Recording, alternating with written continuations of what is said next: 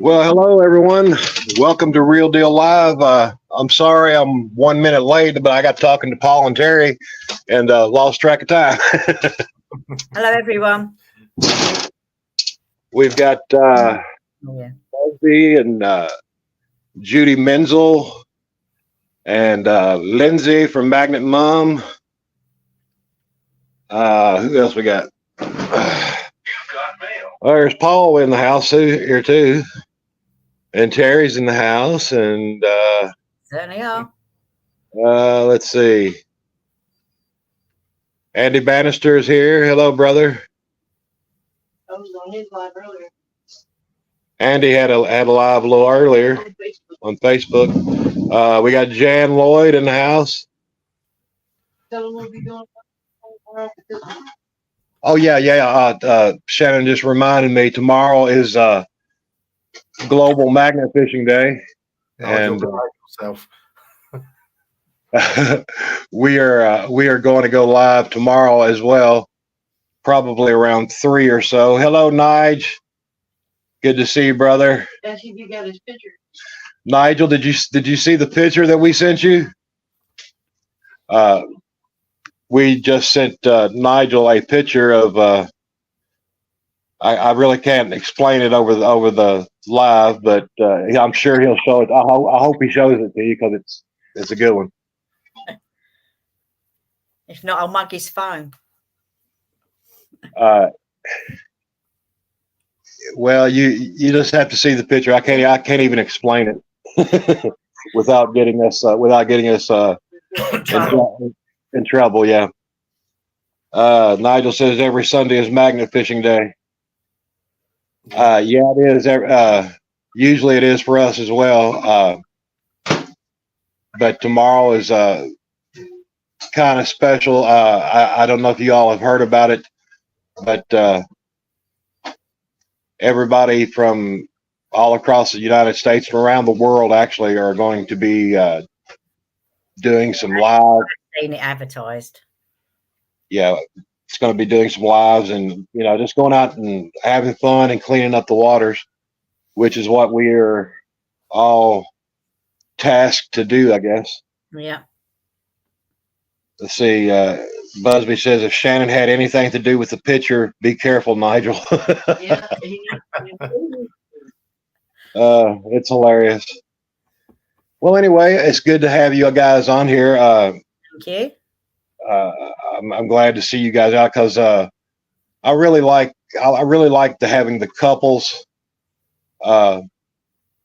going out magnet fishing. I mean, I know you're in the group and everything, but I'm just talking about couples. Married couples out together. You don't see much of that. You don't see much of that. Very, very, very rarely do you see that. My wife, I keep causing trouble. Well, let's see. That's the problem. That you and Shannon have a lot in common. Yeah, you're both about the same height. I'm 4'10.5". Well, Shannon claims to be 5'6". But that is the truth. As you saw me shaking my head. Yes. But it looks like you guys have a lot in common with us because I usually don't go out fishing without Shannon, and she won't go out fishing without me. Yeah, you won't go without me either. I'd go without him. Well, I mean, no, really.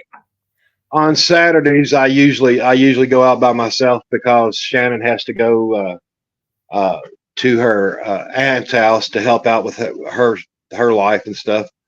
But I like seeing the married couples out there, and especially couples with a great sense of humor. And yeah, we love it.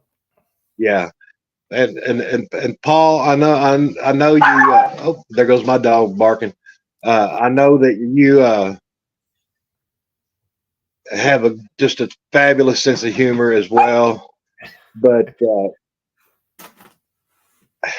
how can I put this? Terry's the boss, right? Oh yeah. Oh, definitely. I won't argue with that at all. Be a Yeah, point, well, it's the same here.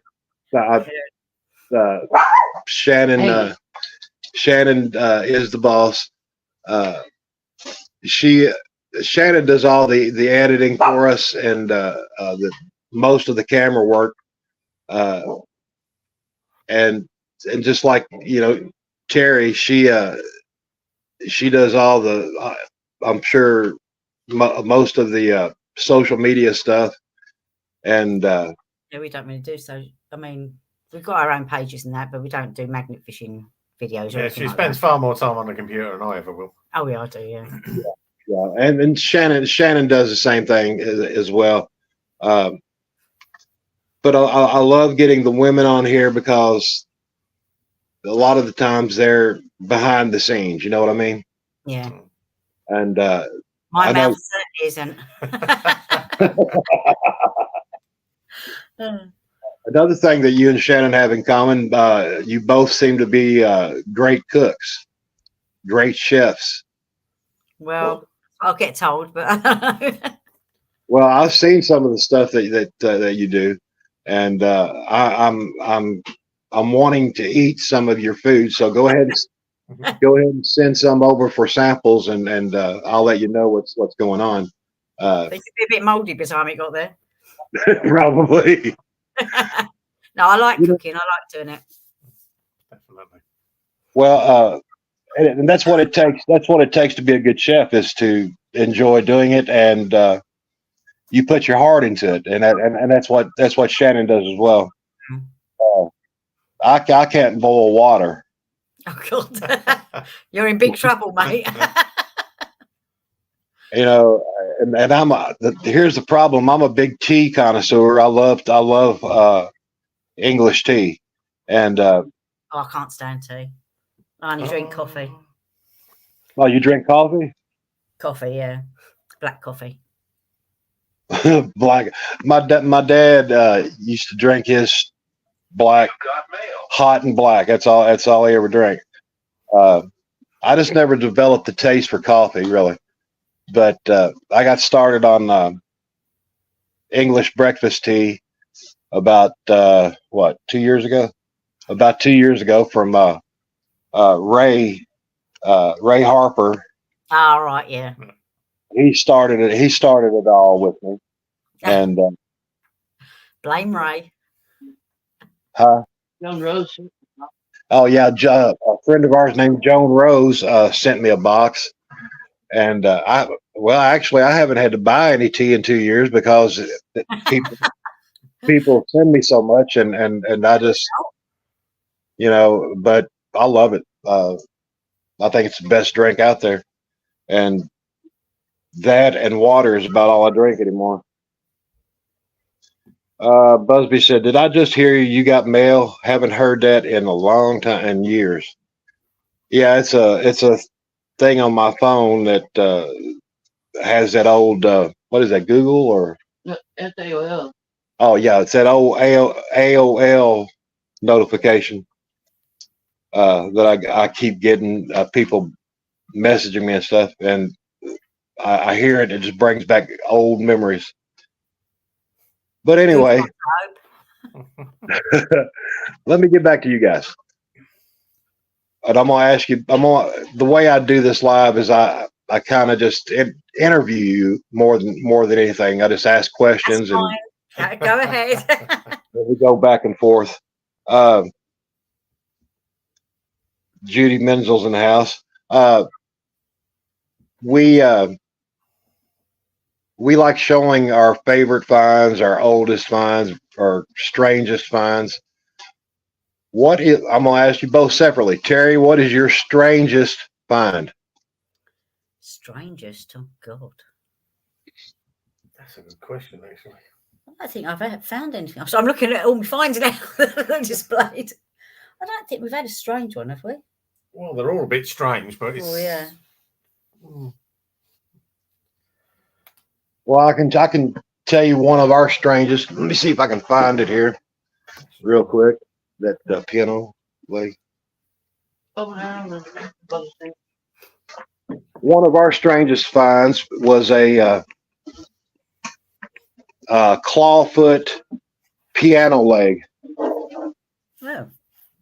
Oh, Well, it's for a stool, piano stool, and it's a clawfoot, and it's got a like a little crystal ball in it. oh right, yeah. Oh, that's weird, isn't it? Yeah, Shannon refurbished it, painted it, and It's nice. everything. I've Just seen one of them. well, here's the funny part.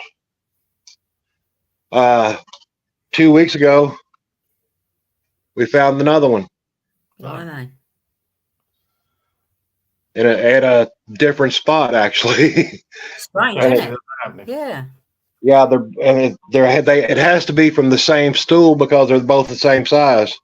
And there's only 3, so we need one more. And they only come with 3 legs, so there has to be one more in there somewhere. And we have 3 of the tub legs. We need one more. That'd be amazing if you found it, wouldn't it? Yeah, it was. Did you get the first one or did I? You got the first one. No, I think you got them both. Oh, I got them both. The first one was on a clamp magnet, and it was in a totally different section of where we found the second one. This one here was found on a clamp magnet, and it was found about half a mile from this one. Strange. I just said your ball's missing. Nigel said my ball is missing on that one.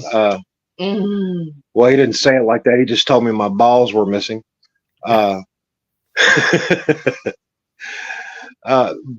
They've been missing ever since I got married. They're in Shannon's purse. They're in Shannon's purse. Too much information. But that's one of our many strange finds. I mean, I know you all found some strange stuff. You've had to. Yeah, For I as just long as can't think at the moment. Okay, well, let me ask you this: what is your favorite find for both of you? Find is for me was one me and Nigel found half and half, and that was the old inkwell. That's my favourite one, and we refurbished that. Oh, you did refurbish that? Yeah, go get it. And we'll show you. Yeah, I'm sure everybody would love to see that. I've just thought of a weirdest find for me. Oh, you got a weird. Okay. Let's see. We got the Bud Files in the house. We got Barry from Hertz Family Adventures in the house. What's up, brother? Hang on, where is it? That's it. Careful. Yeah, I know. Right. Oh, I'm trying to hold it in my bad hand now. Oh, wow. And comes up. That is amazing.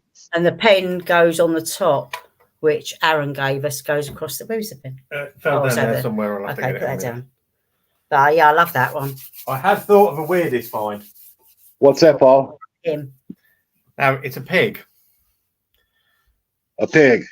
but it's a flying pig. Cast iron. It's a money box, Yeah. but it's a flying pig. Oh my God, I love it. That is great. So that's been restored. and Yeah, he painted. sprayed all that. Yeah. But yeah, it's Yeah. got to be one of the weirdest That, things I've yeah, it found. was. Yeah. That is So funny when great. he said, "I've got a pig, a flying pig." Stuck on the end of his magnet. That's a I don't know if it's an English saying or not, but over here people say like when pigs fly. Yeah. Yeah.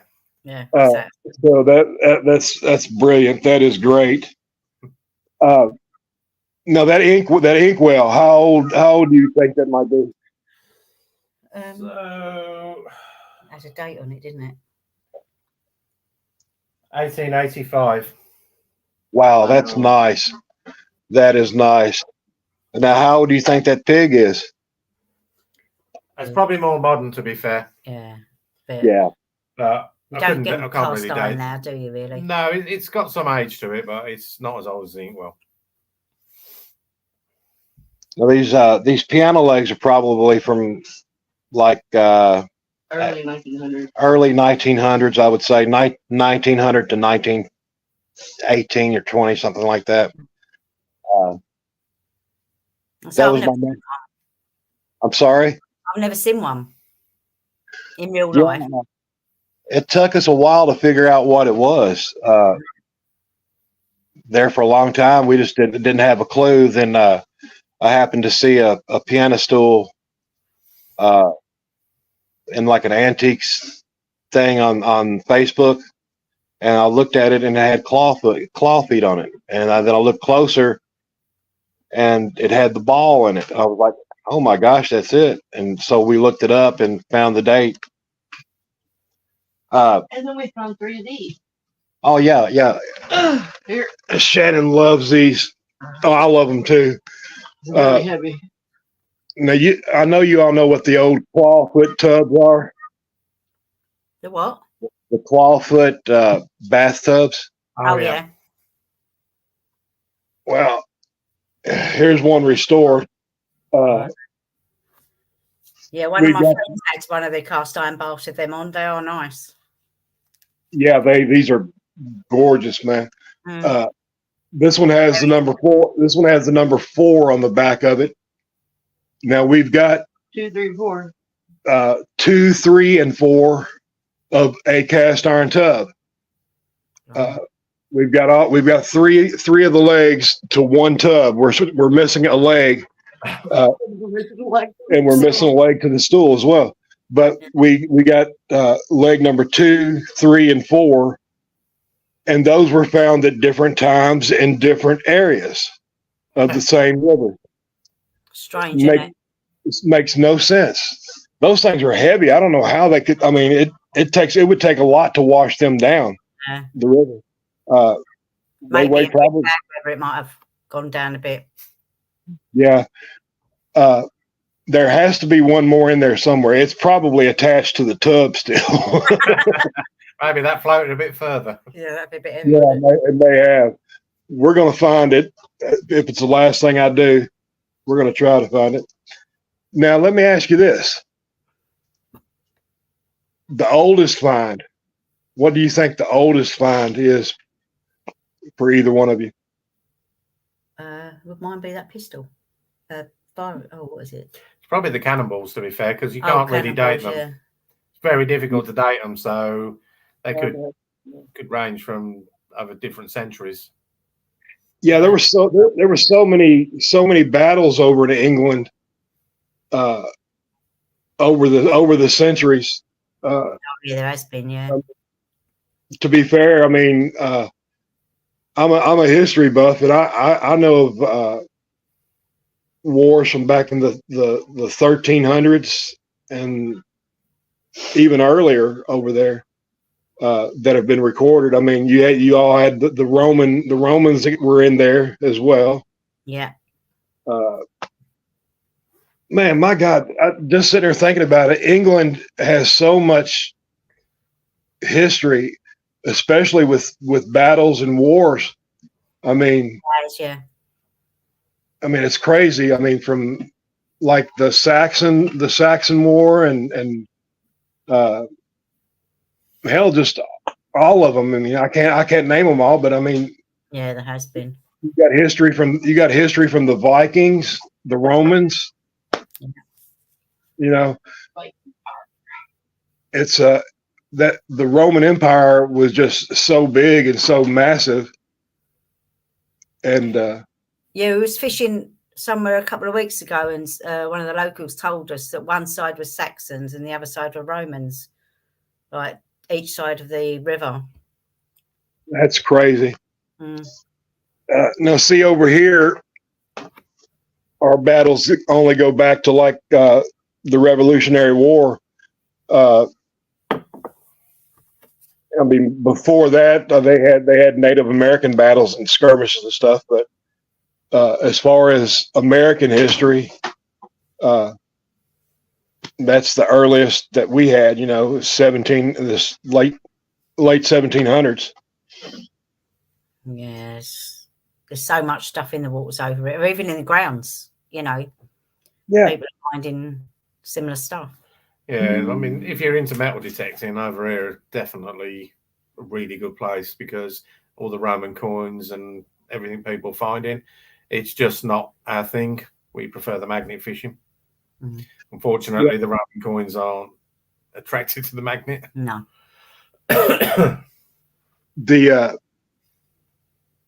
Well, let me just say this: we just recently started metal detecting as well. Our first love is always is going to be magnet fishing, and we'll throw a magnet as long as our bodies hold up. Busby wants to know what the coolest military find. Oh, Chris Busby from the United States wants to know what is the coolest military find? That's a Bayonet. difficult one because I've pulled out a Boer War era, so that's pre-1800s shrapnel round.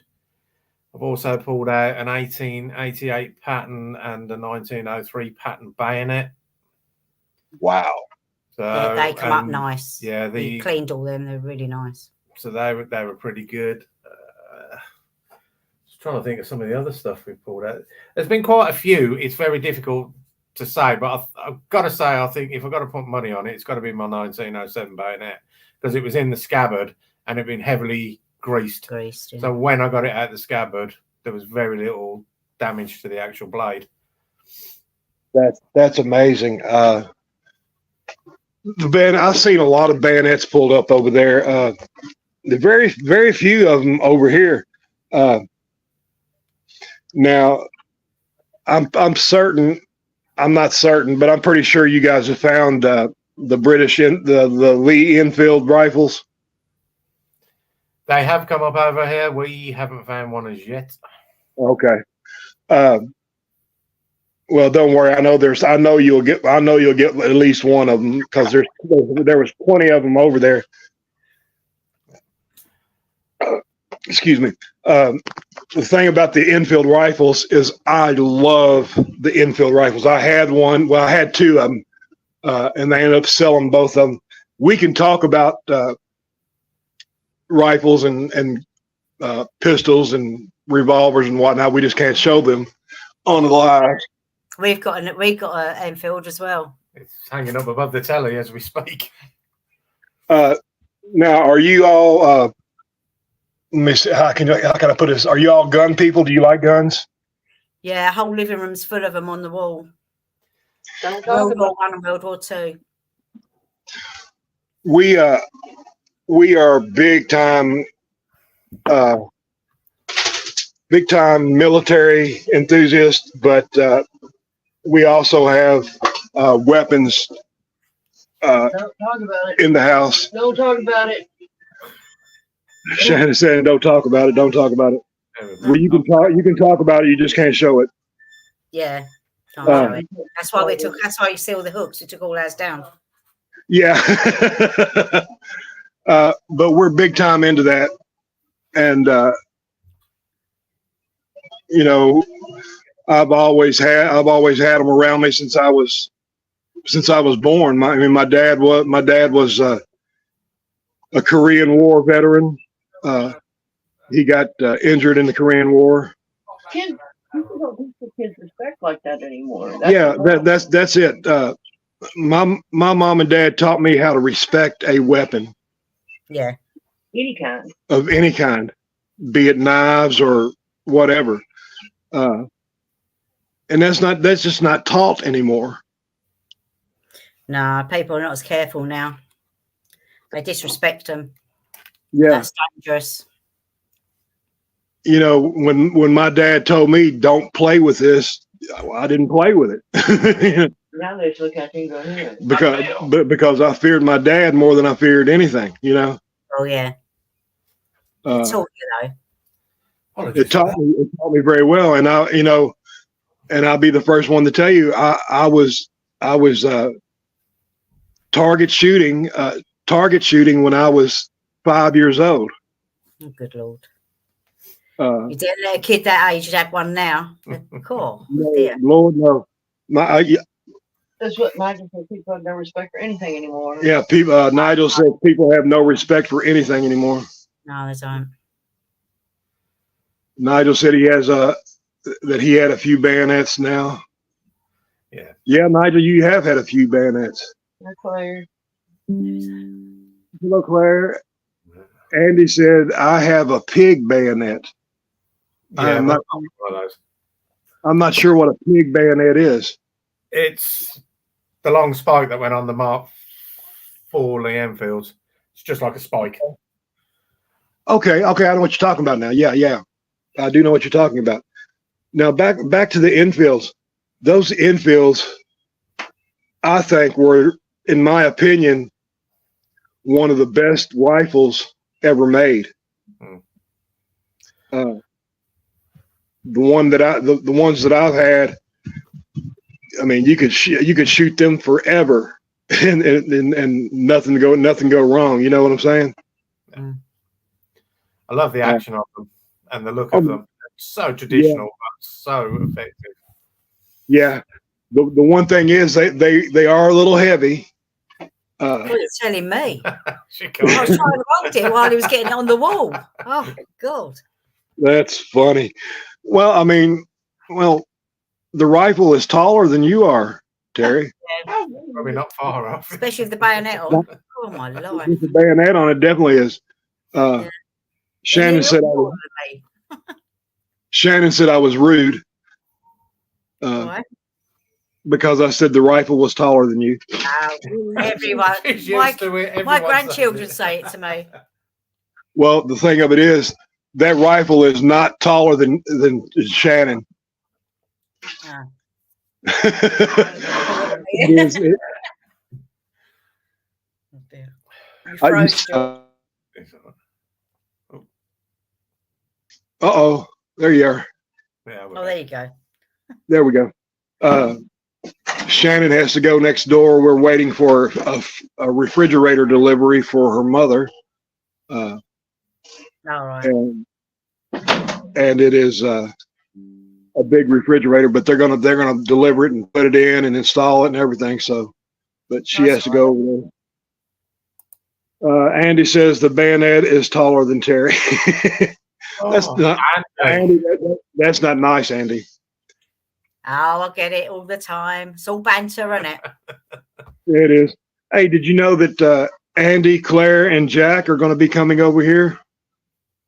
I did hear him to talk. I think that they spoke to you about it on one of your lives, I think. I believe so.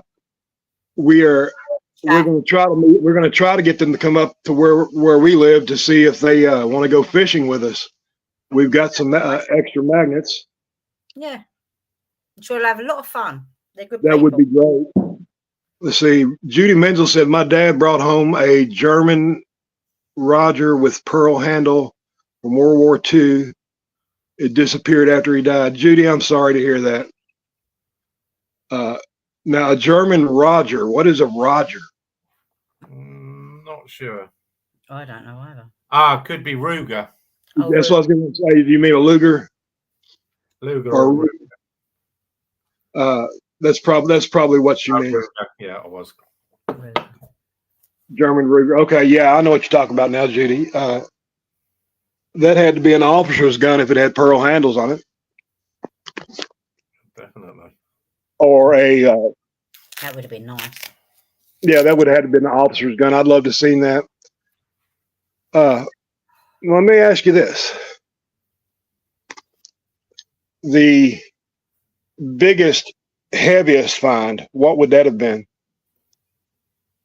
That you successfully pulled out of the water? Oh, good Lord.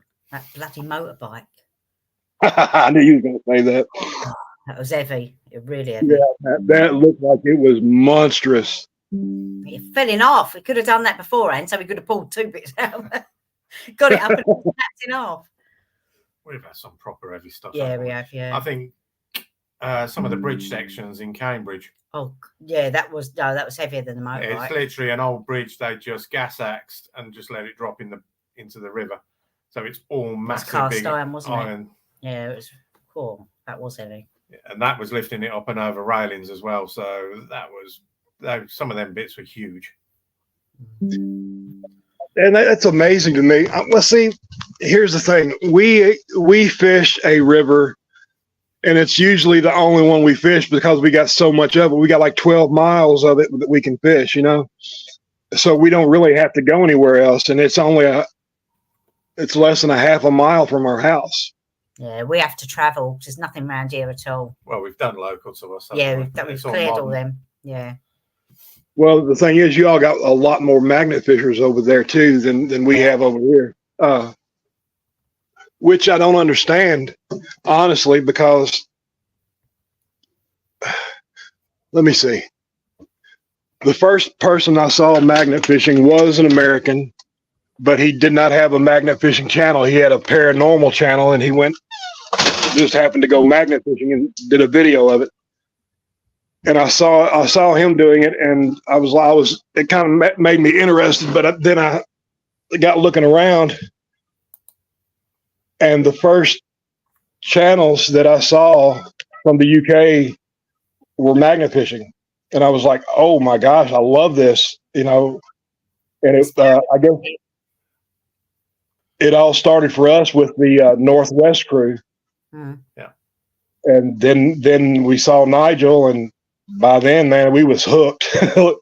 Yeah. Same. It was Nigel we saw first. Nigel's the one you saw first.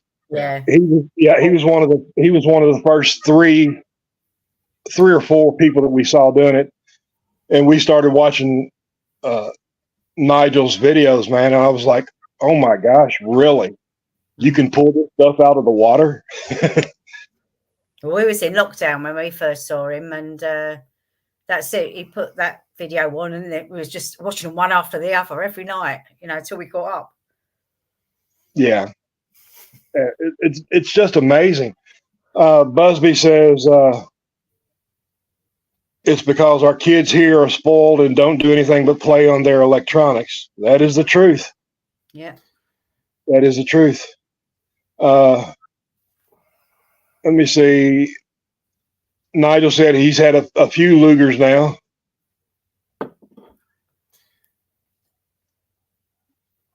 Yeah, we suspect they're probably war trophies brought back from World War II, and people have disposed of them on the quick.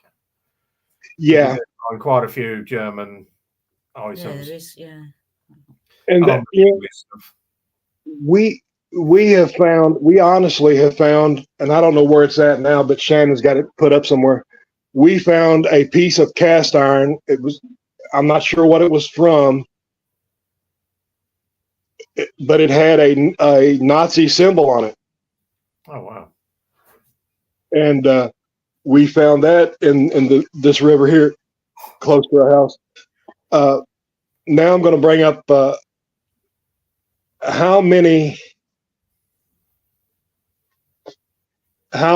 explosives have y'all found?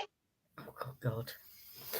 Let me have a think. A sec. 1, 2, 3, 4, 5. Now I'm talking about you two by yourselves. I'm not talking about with the group, the whole group, because I know the whole group has found more than I can count. It's at least 3 hand grenades. Canterbury. It's got to be close on 20 now that we've actually personally pulled out ourselves. Now, is that including the track explosives? No. We've only ever found one of those. We've been quite lucky. So we don't even class that as an explosive. We're talking just grenades and shells and sort things. of military explosives. I say the earliest one I definitely date is 1800s. And from then it sort of rolls into World War I, World War II era stuff. It's just amazing how much of that stuff comes out over there. And I tell you what amazes me more than anything is the way that the police and you guys handle those explosives. You got to be sensible because too many come out. Yeah. It's funny, and I've told this story numerous times on here. I'm sure you've heard it. We found that artillery shell from World War II, And the way that the English handle explosives is amazing to me, because you do it the way it should be done. You pull it out, you put it in a bucket of water, you block off what you need to block off. The police come, and then they block off the whole section of street or whatever. Yeah. When we found that artillery shell over here, Shannon and I put it in a bucket, blocked off both ends of the towpath, and waited for the police. Well, they send out one car with two officers. They come down there. They see Shannon. They said, "What have you done now?" And she says, "Well, look in the bucket." And they looked in the bucket. And they said, "Oh, artillery shell. Okay. Yep, that probably comes from World War II." They looked at it, they picked it up, handled it, doing this and that with it, put it back in the bucket, and they said, "Well, we'll see you later." They physically take the bucket and the artillery shell back to their car, put it in the truck, and they just drive off with it. Over there you got the EOD come out, bomb squads or whatever. Yeah, well, we had one. We took one home by mistake. We didn't know. We thought there was a lot of crust on it. He was bashing it and everything. All this blue stuff started coming out. Of course, the EOD came. We put it in the garage in water. Lucky enough, it's not attached to our house. If it went up here. Yeah, he came along. He picked it up, put it in his pocket, and walked off. I mean, oh my God! I'm sorry. Sitting there, it's going to go off. That just reminds me of. Now, see, we have found a few track explosives. When we first found them, we didn't know what they were. So either. It's only because I've seen people pull them out. We was curious, and this has been a couple of years ago. I was curious up to what it was, so I put it in a little bag, and we take it to the car, and it's set in our car for 3 or 4 days. Oh my God! Then I bring it up here to the porch, and Shannon starts beating on it with a hammer. Oh my God! And we got to looking, and what is that? It's round, and it's not. Something's not right about it. And one of our friends said, "Shannon, that's a track explosive." And here she was beating on it with a hammer on the porch. Had it in our car for 3 days. I'm carrying it around, in my pocket, in a bag. You were very lucky. Yeah, especially being that I didn't know this at the time, but my uncle had his three end fingers blown off by one of those. Oh, Jesus Christ! Back in the 50s, when he was just playing with it. He was just playing with it, just like I was. Don't bear thinking about that. We were lucky. I won't be doing that again, because that was a high explosive ran from a Spitfire cannon. So it's only 20 mil, but it's still high explosive, and it's absolutely.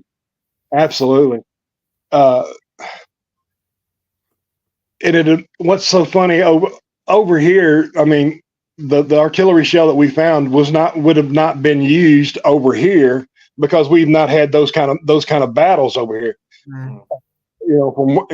From World War II.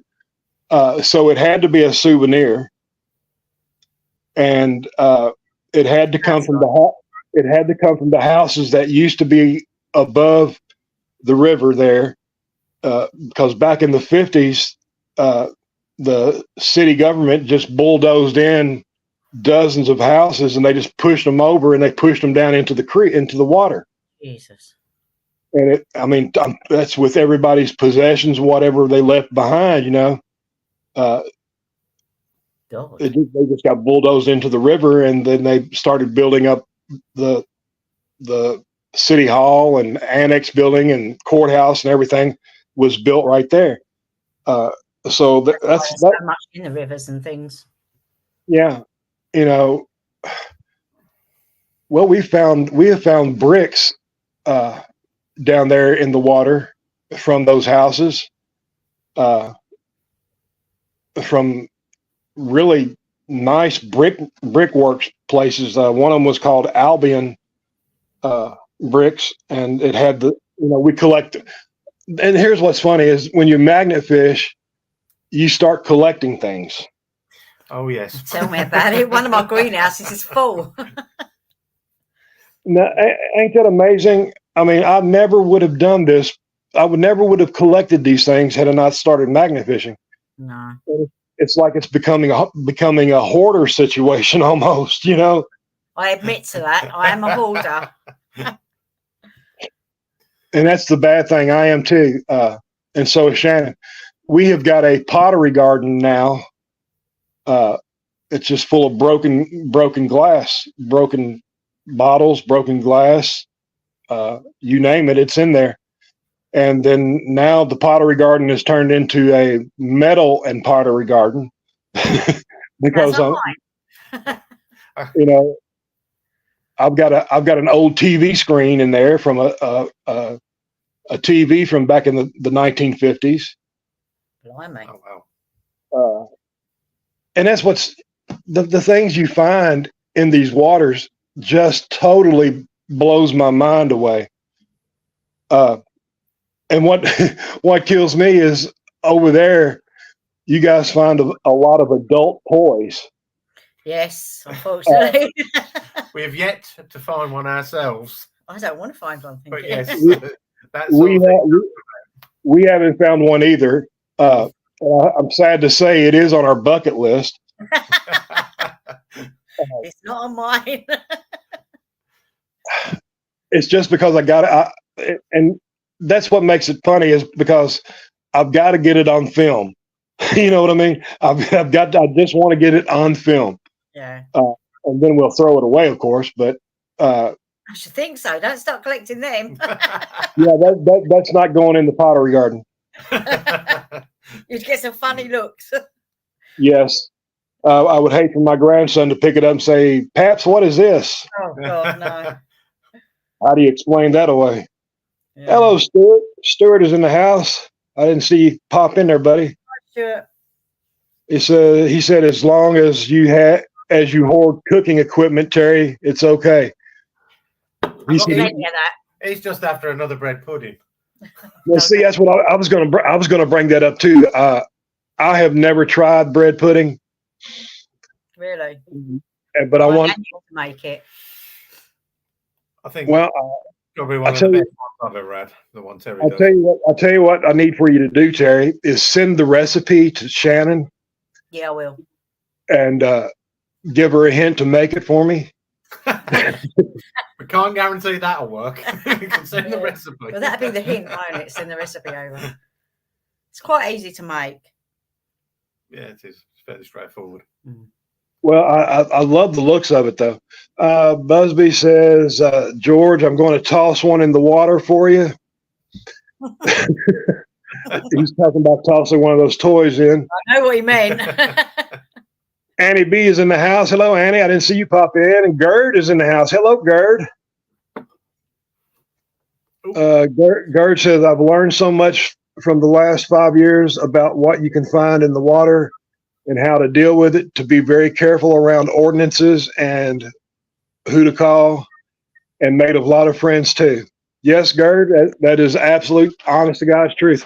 Now, I don't know about you guys, but Shannon and I, we don't have a whole lot of friends outside of magnet fishing. We don't either, really, do we? We keep ourselves to ourselves for the best part, apart from when we're out. No, isn't that strange? Isn't that strange? Because we do the same thing. I can honestly tell you, I don't know when the last time we've had a friend over at our house. I don't have people in my house, full stop. I don't like people. Yeah, it's a bit of an issue. We're not people persons, apart from when we're fishing. Yeah, when we're fishing, yes, but no, we keep ourselves. That's another thing that we have in common. Shannon and I are the exact same way. We're not outside of magnet fishing and kind of greeting the public that way and doing these lives and on social media. Other than that, we really don't deal with people at all. No, we like it that way. We deal with them when we have to, but we're happy enough just annoying each other. No, ain't that the truth? Yeah. I would rather sit here in this house and annoy the crap out of Shannon than go out and be among 500 people. I would rather just sit here and just we do all the time. He annoys the hell out of me. He gets right back. Well, that's what we're good at, Paul. Yeah. Oh, dear. But let's see who else we got here. Busby said, I cannot see anything. The police in the UK get upset when you find things like some do here. Okay, Busby asked a question, said, does the police get annoyed or upset when you all find stuff that you have to turn in? We personally haven't had a bad one. They've been really nice. They've all been good as gold. And to be fair, because the way we treat the situation, the way we treat them, they've all been fine. We do know of the odd occasion where they have got the ump with other people, but from our perspective, no, we've never had an issue with them at all, even when we've closed quite large sections of stand there and have a laugh most of the time, don't they? Yeah. See, that's the same thing with Shannon and I. The police here in our town are good as gold. We've had the police called on us numerous times while we were out fishing. People thought we were trying to jump off the bridges or I suppose it does look like that to some people. Well, yeah, people do that. And I can understand it to a certain degree. I know I've told this story on here before. I was out by myself on a Saturday, and I was on a pretty tall bridge.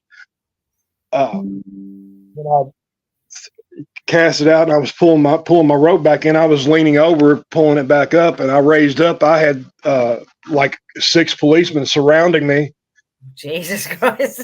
And they all had their hand on their guns. Oh, and I'm like, whoa, what did I do? What did I do? And they said, what are you doing over here? And I said, magnet fishing. I said, it's legal, completely legal. You can do that off this bridge. And they said, yeah, we know that. But we had people calling in, said that there was a giant out here getting ready to jump off a bridge and hang himself. I said, well, I said, I could probably see that, but I'm not trying to do that. This is what I'm trying to do. This is who we are. This is what we do. And, I got subscribers from out of that. We've got several subscribers that are policemen. That's a result then, isn't it? Yeah.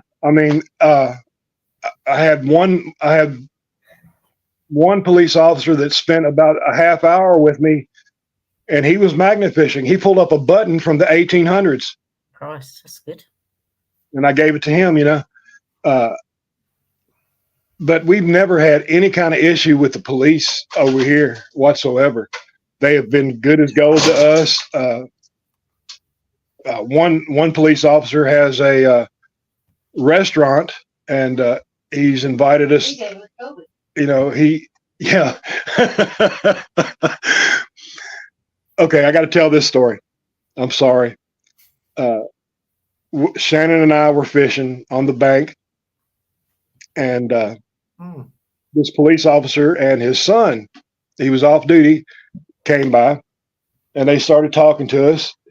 And he came, come to find out he had just gotten out of the hospital because he had COVID. And he almost died from it. He was in bad way. The next day, well, not the next day, but 2 to 3 days after that, Shannon and I got COVID again. No, that's not good, is it? And he was the only one that we had been around like I say, we don't go around And people. we were outside too. That's what The bad thing about it was we was outside, but the thing of it is he was holding our microphone and using our microphone. that's not good. That's how we ended up with COVID from him. And that one turned out really bad. We were sick for quite a while. I remember you having it a while ago. I'm sorry. I remember you having COVID a while ago. Yeah, that was it. That was the time. Claire said police have always been good with us when they've had to come out. Annie B says, George, you must have had Marty with you. Ha ha ha. At what time? I'm not sure what time you're talking about, Annie. Marty is our daughter. She's always sick. And Marty has always got some sickness going on. Brings it around. And because she's a nurse and she gets around a lot of sickness. Stuart says police are golden.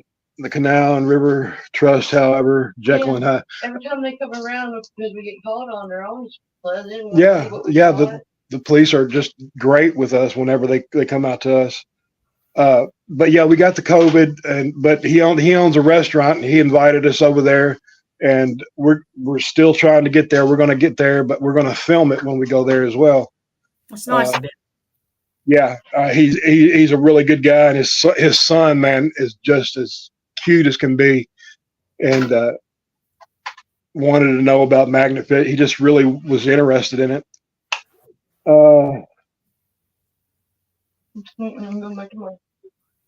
Stuart said, I can hear my Shannon. Hello, I got to go clean her floor. Did they bring the fridge yet? No, there's still 4 stops out, Okay. but it won't be long. Sorry about that. We're still waiting on that fridge to get here. The Canal and River Trust are pains, is what Jan said. I'm hoping I'm reading that name right. Is it Jan or John? John. John, I'm sorry, John. I have my glass. I can't find my regular glasses, and I'm about to go nuts. I'm trying to read these as best I can. You can't read anyway. Nigel said, I've met a couple police before. A few.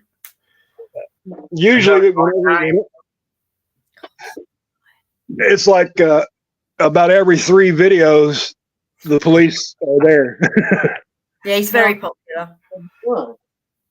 That's funny. Yeah, but a lot of people have problems with the police over here. We have never ever had a problem with the police, even before magnet fishing. And that first time we caught them with the bomb, they were like, "What'd you do?" They played. Yeah, they played. They They were really good about everything. kind of played around with us when we caught that artillery shell. Tried to make light of it. Try to make light of it. They saw how upset I was. Good. But the thing about that artillery, let me tell you, the thing about that artillery shell, I know you probably have seen the pictures with the artillery shell laying in my lap. Mm. It was a live artillery shell laying in my lap before I knew what it was. It's worrying, isn't it? You don't think too often. No, the first one's always the worst. Mm. Yeah, Shannon don't want to find another one. I, on the other hand, would love to find another one. It made me have to potty. Shannon said it made her. Did you hear? I guess you heard that. Well, and Shannon's the one that realized what it was before I did. When he came up here, he goes, "What'd you do?" I mean, he was so good about it. Yeah, he was really good. He saw that I was upset, and he wanted to make it light. Yeah. Yeah, that is true. You were quite upset about it, and he tried to make light of it. But the way the first time I pulled one up, to be honest. But I knew what it was when it came out. So, but we was waiting for the police for the other thing when you pulled that one out. So he pulled one out. He was waiting for the police. So I carried on fishing. I pulled one out. So we had to deal with that. Went down the road and pulled a live grenade out. So I was trying to get the EOD there before they went home. That's crazy. Busby said, George is a giant for sure. Sitting down in my wheelchair, it's like David and Goliath. We had the pleasure of meeting Busby I get to spend all afternoon in Nashville, and Shannon got really to spend the whole afternoon with him there in Nashville. Great guy. If you ever get a chance, talk to him. He's a really super intelligent, super nice guy. I speak to him on the chats. I always say on the chats. Yeah, he's a great guy. He's got a channel as well. We Yeah. clicked in that, I think.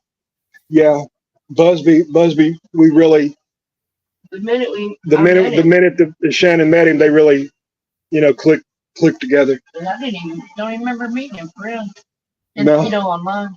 Yeah, and he was very instrumental when I had to go to the hospital that time, and calming Shannon down,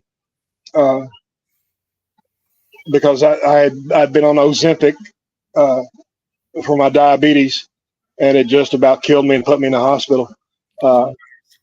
It's not good, is it?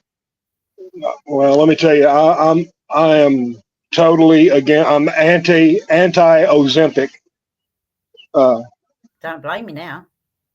Yeah, it's a dangerous drug, and if anybody on here is on that, please be careful with it. Busby says that was scary, George. Yes, it was, Busby, and I thank you for being there for Shannon and for me. Gerd says, but that's because they have seen him handle the ordinances with care, and they probably have him in the data as a serious fisher. They can just get his name on the data and see all the good things he's done. Talking about Nigel, yeah. Okay. No, he's in trouble.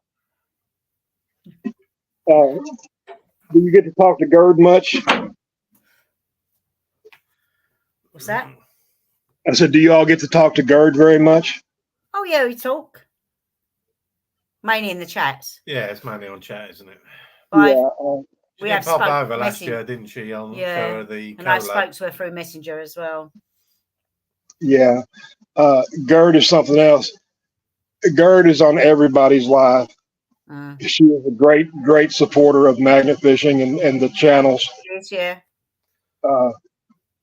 And there's quite a few people that do that, and I appreciate it. It means a lot to me to see her in the chats, and well, to see everybody in the chats, honestly. But Annie B said Ozempic made my sister really sick. Yeah, Annie, that is some bad stuff, I'm telling you. Clara said it was lovely meeting Gerd at the last collab. Yeah, we met her as well. She's lovely. Nigel says Gerd is a supporter of everyone, and that is the God's honest truth. She gets on with everybody, and She does.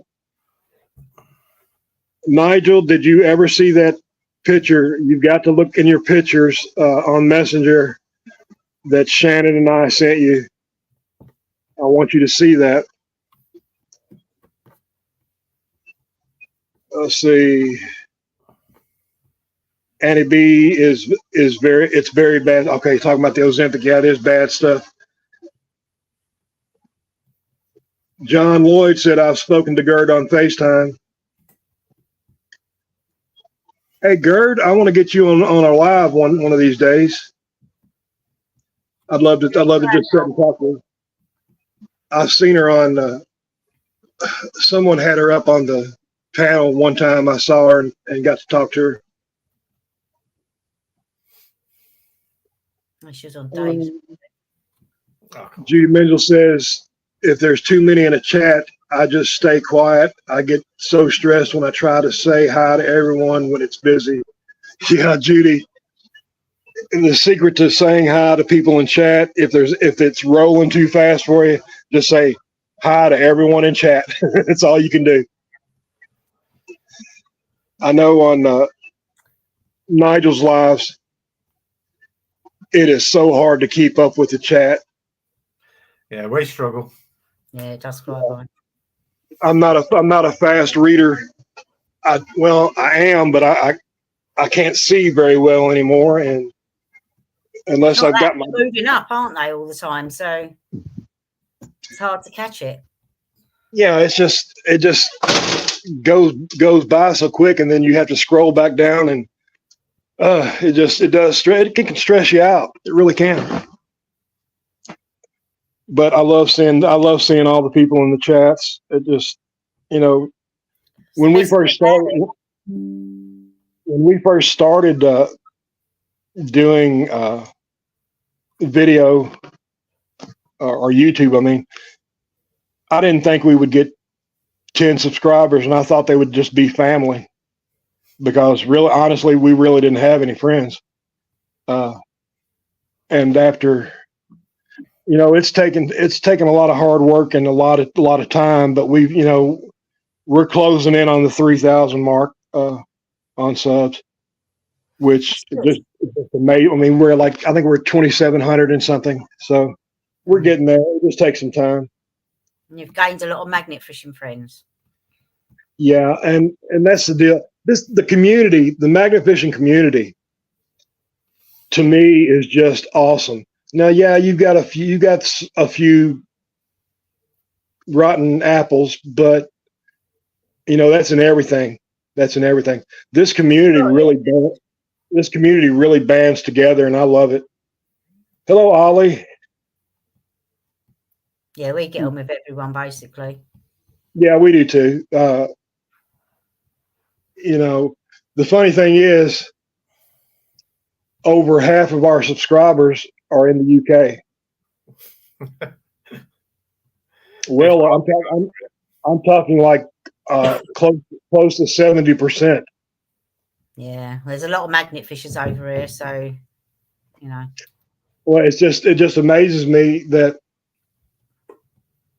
that people from all over the world get to see, and I'm not talking about us personally. I am talking about us. I mean, we're a small channel. We're growing, but we're a small channel. We're like a mom and pop outfit. It's just Shannon and myself, occasionally my daughter, and occasionally my grandson. But to think that, Gerd, she, look how far away Gerd is from us. that's And she can, she watches us. And it just amazes me. Yeah, Do you have any grandchildren? Oh, do we? 11. Wow. Mm. Now, see, They've all been that's what's so cool about it is, you're leaving I don't know what the word is. You're leaving memories for your grandchildren. They can go back and watch you at any time. Yeah, they watch it now. One of my eldest granddaughter, all her workforce will sit watching it at work. So, And her youngest sister, she actually comes out, little Willow. She'll come out with us magnet fishing from time to time. she hasn't for a while, has she? She don't like the cold weather. Now she's got friends she can go out with. Now she's reached 11, so She's got to that age. Willow has been in a couple videos, hasn't she? yeah, she has. She's been out a few I times. thought so. I thought I remember her name. Yeah. Welsh Dragon Magnets. Hello, Alistair. Alistair, you're going to be on our live soon. I need to talk to you about confirming that date again. You didn't confirm a date with us. We only found out the other night. Oh, they've been topped off. I told you, I talked to y'all about it over a month ago, and we didn't have a date. We knew it was coming on, but we didn't have a date until the other night. It was on, and you said, "Oh, I said, are we?" Terry, I'm so sorry. I do that. I wait until the week before that. I double check everything. I've got it written down. I got it written down on my calendars. That's fine. I just, it just happens. I'm sorry.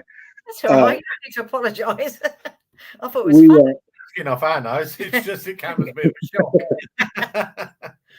And here's the thing: I've only had 2 Americans on the live. I know, yeah. One of them was Benny from Kratos, the owner of Kratos. Funny. He's really funny. Benny is, oh my God, Benny is the greatest man you'll ever meet. it was our honor to meet him and actually sit and have a drink with him in Nashville. That was the best part of that whole trip to us. Yeah, we watched it on there. He is funny, hilarious, and generous. And I mean, I won't talk about any other magnet companies because they're all, they all do the same thing. Yeah, They pull stuff out of the water. But I will talk about customer service. You will not find any better customer service in the world when it comes to magnet fishing equipment. Yeah, he does seem good from what we've seen. And I'm sure the people you use are great as well. Yeah. And I don't talk bad about anybody's magnet. I don't care if it comes from Harbor Freight, Amazon, wherever it comes from. You're out there cleaning up the waters, and that's what we're all are about. Doing the same thing, yeah. It pays your money, it takes your choice, don't you? At the end of the day, yeah, that's no it. arguing over it. No, not That's it. That's it, Ben. Paul. You called him Benny, then, didn't you? I almost called you Benny. But Benny is. I can honestly say Benny is a friend, and I can say that with all honesty. And we've only met him one time, Yeah. Graham, hello, Graham. He seems that sort of person though that get on with anybody. Yeah, he is that type of person. He doesn't have a bad word to say about anybody. And that's the way I like. I don't like a lot of drama. No, it's not what it is. If there's going to be drama, I'll stop doing it. Yeah, we've been there a few times where it's got a bit too much and we're thinking of pulling it back, but we keep at it. We just keep our heads down and let the others get on with it, because it's like everything else. Your social media, people are arguing, bicker. I just ain't got time for it. We go out fishing for our fun. Yeah, exactly. That's us. I mean, we've had a couple of incidences. Incidences, is that the word? Is that a word? Yeah. We've had a couple of times where there's been some bad blood over social media, but at the end of the day, it's all a bunch of keyboard warriors, isn't it? That's right. Yeah. It's Yeah. too easy to sit behind a screen typing away. Yeah, exactly. And I don't have the time for it. I'm almost 58 years old, and I'm too old. I don't have to put up with it. George, you've got to live life and be happy. Sod everything else. That's it. It's just too short, isn't it? Yeah. Nigel says the Brits love a bit of drama. He's the one usually causing it. Well, I won't say that. But and it's not just the Brits. It's over here too. It is. Yeah. It's just amazing of how childlike people can be. It is. But just stay away from it. Go and enjoy yourself. That's what we're doing. We're deciding we do what we want when we want. As I say, life's too short. You've got to do it. Well, see, that's it. We're going to do what we want when we want. That's right. If you like it, watch it. If you don't, hey, Exactly. you've got other options out there. Oh yeah. Nigel says the bigger the channel, the more the hate. I find that to be true. Busby says he actually got cussed out the other day for using the phrase keyboard warrior. Really? By a keyboard warrior, no doubt. By a keyboard warrior, I'm sure. Yeah. Busby, I can't imagine anybody cussing you out, brother. You're a great guy. Kingfisher says some people create drama before creating content. Stuart, that is true. That is absolutely true. Da, da, da, da, da. Oh, Graham from Magnets Away is in here. Hello, brother. That's a keyboard warrior. Got to go just getting off a boat, ready for tomorrow's global magnet fishing in Oh, wow, Graham, you're going to Rotterdam tomorrow? Have fun, Graham. Have fun over there, brother. We're going to actually tomorrow, our live, we have got to prepare the place before we get there and do the live because it's grown up so much. I've got to take a brush cutter out there. Oh, Jesus. And cut all the stuff down. It's funny. Here's what's bad over here. This stretch of river that we've got, that we fish, it's owned by the Parks and Recreation Department, and they won't take care of it. It's their responsibility, isn't it? Yeah. I mean, I can't tell you how many times we've called them and complained. But if there's trash laying around, Shannon and I are the ones that pick it up. And put I it saw in. a video. Was it last week you put a video up of picking Yeah, I think it was last week. It was last week or the week before. stuff up, yeah. And you know, honestly, we shouldn't be the ones having that. We're happy to do it because it needs to be done. But when they've got a whole department, I'm sorry. They should be doing it, not. Yeah. And here's the kicker, Terry. They just got a grant for $1.5 million, the Parks and Recreation Department. So what are they using that on? To refurbish a golf course they've got, which is right there next to the water. They won't even, they barely got enough garbage bins out there to put garbage in. Not to say that anybody would use them except for me and Shannon. It's bad, isn't it? It really is, and they're getting a $1.5 million incentive to fix the place up, but they're going to spend it all on a golf course. That's wrong. Really. It is, because I mean, I know. Money, isn't it? Oh yeah. Yeah, and it's sad because that is a very beautiful river. I mean, there's places on there that are just as beautiful as any place in the world. Just a shame they're not looked after. Same as over here, though. They don't give a sod. They just let everything overgrow and rubbish everywhere. Yeah, and there's so much wildlife out here on this river that we fish at. The video we put out today, Shannon was filming a mother deer and 3 baby deer. It's way back in the distance, but you can make them out. Let's see. Busby says,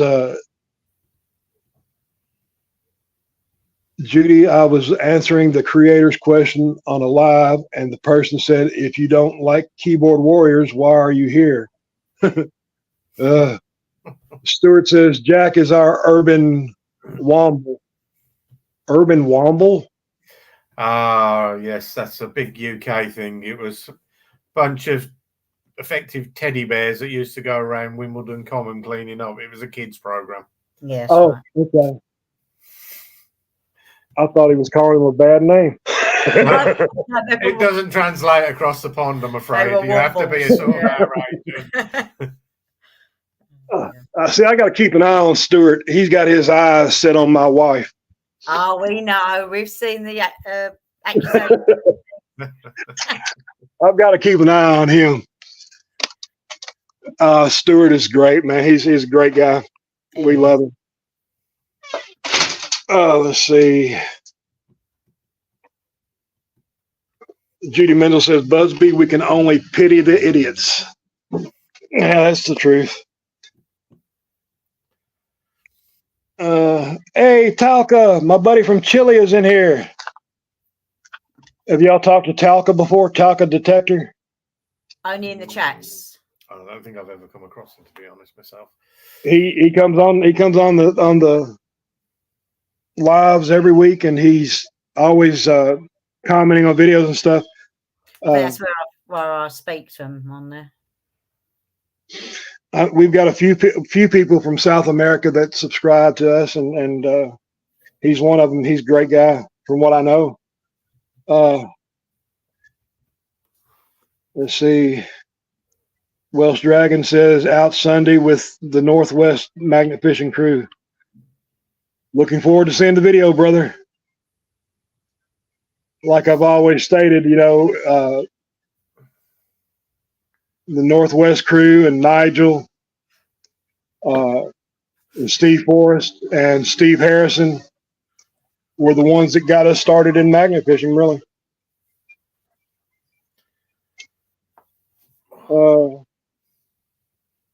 Very similar for us, weren't it, really? Yeah, it's me being locked up during COVID that started that off, and I just happened to come across Nigel.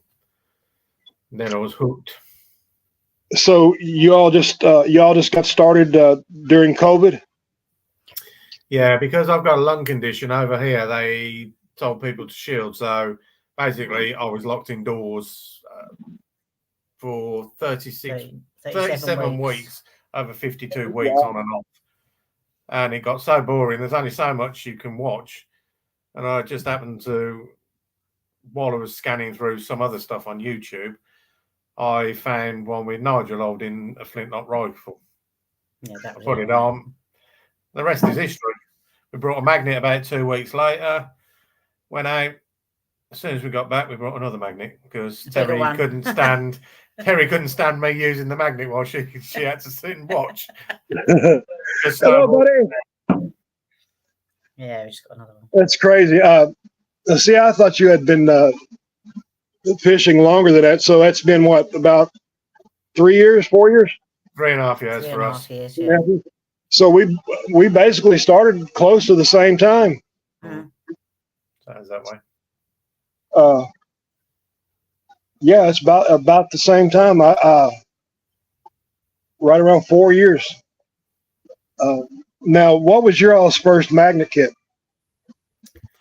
Mine was a online magnet. The first one we brought was a 250 clamp magnet. Clamp. Okay, so y'all went straight for the big time.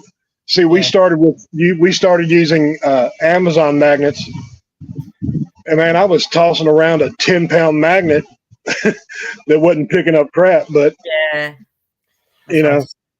we watched videos where they suggested just forget Amazon, just go for something decent straight off. That's where we went. So we started off with a relatively good little starter magnet. Yeah, pulled up loads with that, didn't we? Yeah, we did. We got quite a bit. Hey, we got finders keepers in the house. Hello, Grant. Finders. We again, and I won't talk about. I won't even talk about Amazon because it does the same. It serves the same purpose. But yeah, the first one I got really wasn't that good. It was like a 2,600-pound double-sided magnet, and it was heavy. I mean, heavy. And of course, I didn't know what kind of rope to get. I had one of those little bitty ropes on it, trying to throw that big thing. We often pull them out of the river where people have thrown little ones in with a skinny rope on. Obviously, they lose it. Right. Now, you all do find quite a few magnets over there in the UK. Yeah. We have only found 2. Both of them were Harbor Freight magnets, the little square magnets with the little eye bolt in top. I think we call them sea searchers over here. Yeah. Yeah, it's a very similar. Now, I know you all have seen that Mega Cube magnet. Yeah. Out over there. Graham Capstick has one from Magnets Away. I think Nick over here in the U.S., Magnet Junkie, I think he's got one.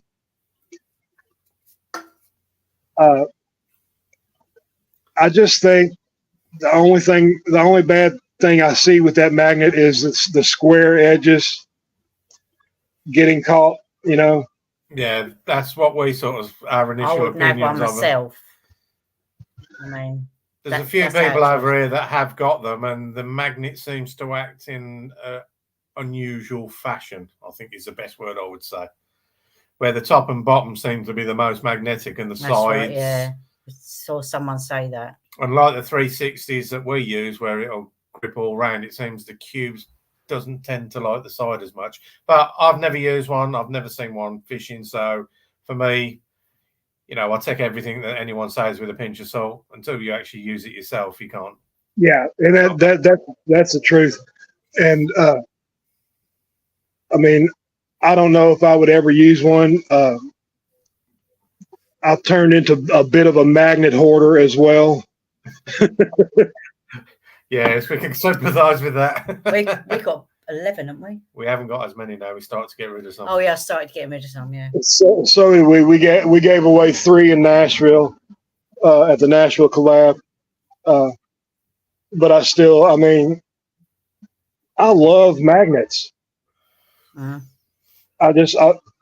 When you and here's the thing with us, or with me anyway, I'm weird.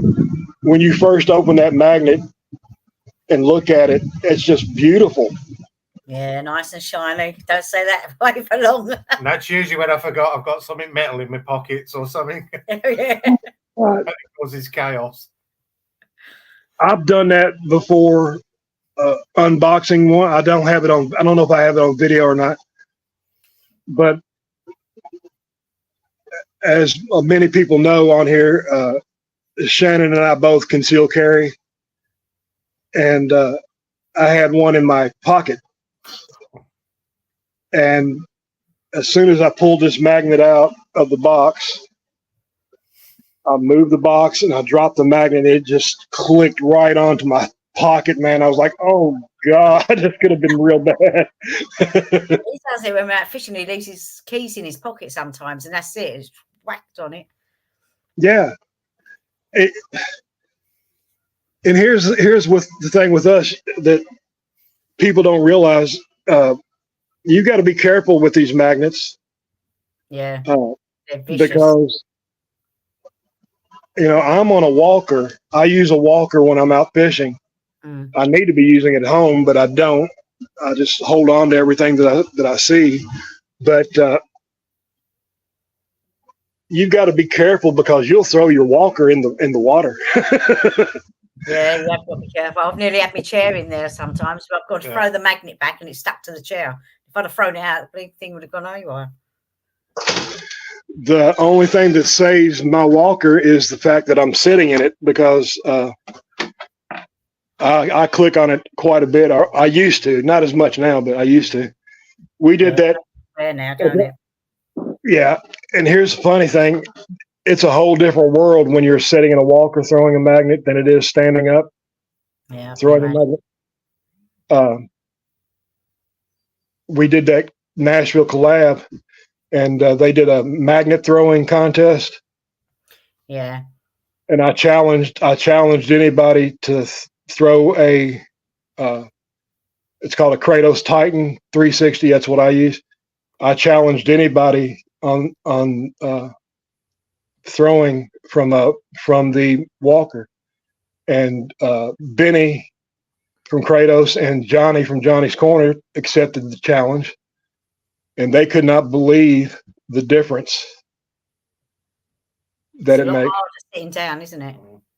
It's a whole different world. It truly is.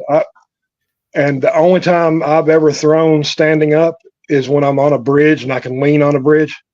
Mm. That is the only time in almost 4 years that I've thrown standing up. And just got to be so careful, though. Yeah, I have to be. I mean, yeah. That's probably what does my lower back in, because a lot of the energy comes from not only the arms, but the twist you put into your back. Usually after a day magnet fishing, the morning after, I sort of get sciatic issues from my lower back. Yeah. And a lot of people in magnet fishing have that same issue. I know that Stuart from Kingfisher has that issue. Yeah. Roger from Magnet Mom and Dad has that issue. I believe Grant from Finders Keepers has that issue as well. Just a lot of people in the magnet fishing community have back problems, and they've had them. They've had them before they started magnet fishing. I know Barry from Hertz Family Adventures. He's got issues with his legs and his back. We're all broken. One way or another, we're all broken. Yeah. Let's see. Towpath Dippers is in the house. What's up, Andrew? He says he's got a bad lower back, but it was from an accident.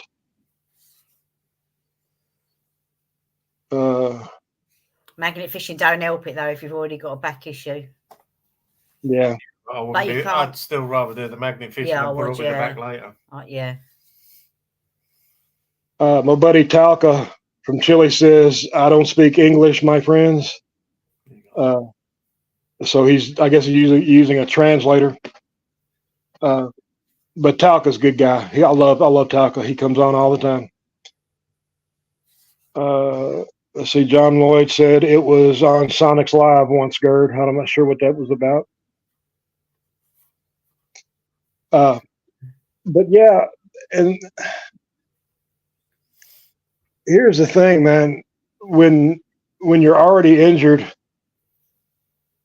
and you're still going out magnet fishing because you can't stop magnet fishing because it's become an addiction. Yeah, it is. It is an addiction. It truly is. But you end up hurting yourself more, and it just becomes a problem. But I don't care. I'm gonna keep doing this. Same with us. As long as I'm not supposed to do it because my discs are crumbling, but I cannot just sit there and watch all the time. See, Terry, you got a lot of the same issues that Shannon and I both have. I've got a degenerative disc disorder. That's what I've got. And so does Shannon. And I just can't stop. Do you know when I got out of the hospital, I had lost like 30 pounds on top of all the other weight that I lost. God. I was at my heaviest point, I weighed 457 pounds. I don't know what that turns out to be in stone. But that's quite a lot of weight, 450 pounds. And I dropped about 125 pounds. Done well. Yeah, I've done really. How many pounds was it? 450. 450. 457, yeah. What are you doing? Checking what it is in stone. You have a miniature keyboard again. I would love to know what that is in stone. I keep forgetting to translate what it is. 32.7 stone. Okay, that's what I weighed. Now I weigh right now I weigh 330. Right. Oh, sorry.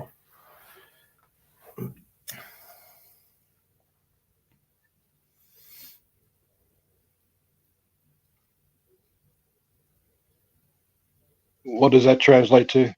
Just having a look. 23.57. You've lost a lot. Yeah, I lost a lot of weight. 10 stone. Nearly 10 stone you've lost. Crikey. Yeah. I lost 8 stone. I was quite big. I found it. Yeah.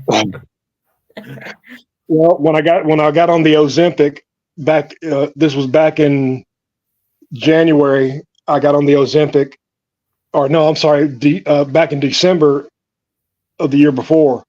I was on Ozempic, and it made me so sick that I lost an extra 30 pounds in less than a month.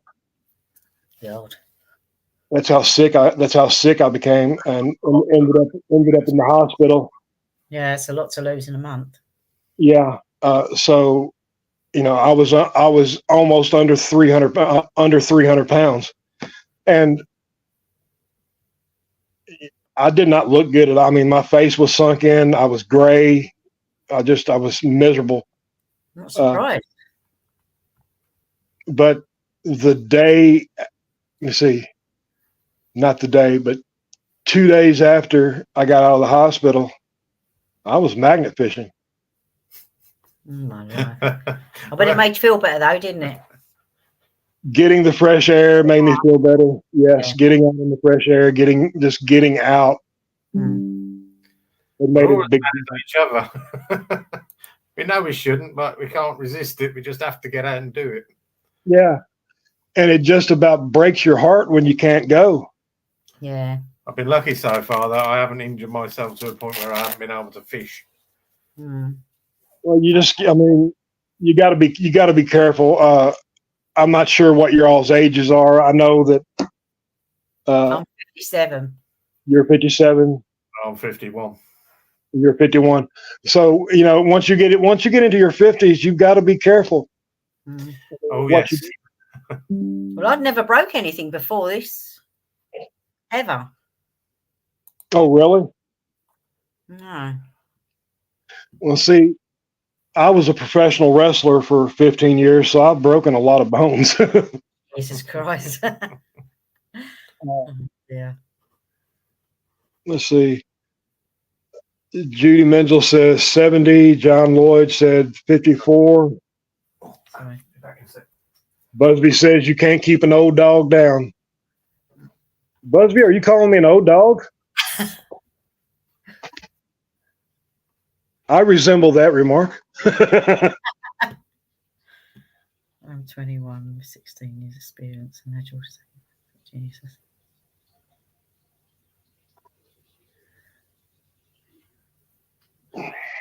See, Andrew says I'm 21 with 16 years experience and our George is 81.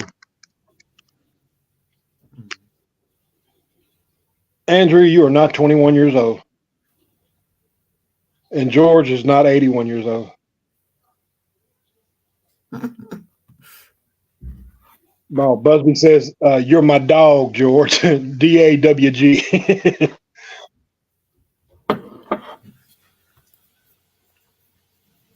So you out tomorrow fishing?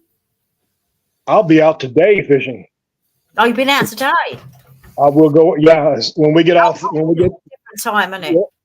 yeah, when the refrigerator gets delivered and we get done with the live, we're going to get ourselves ready and go fishing.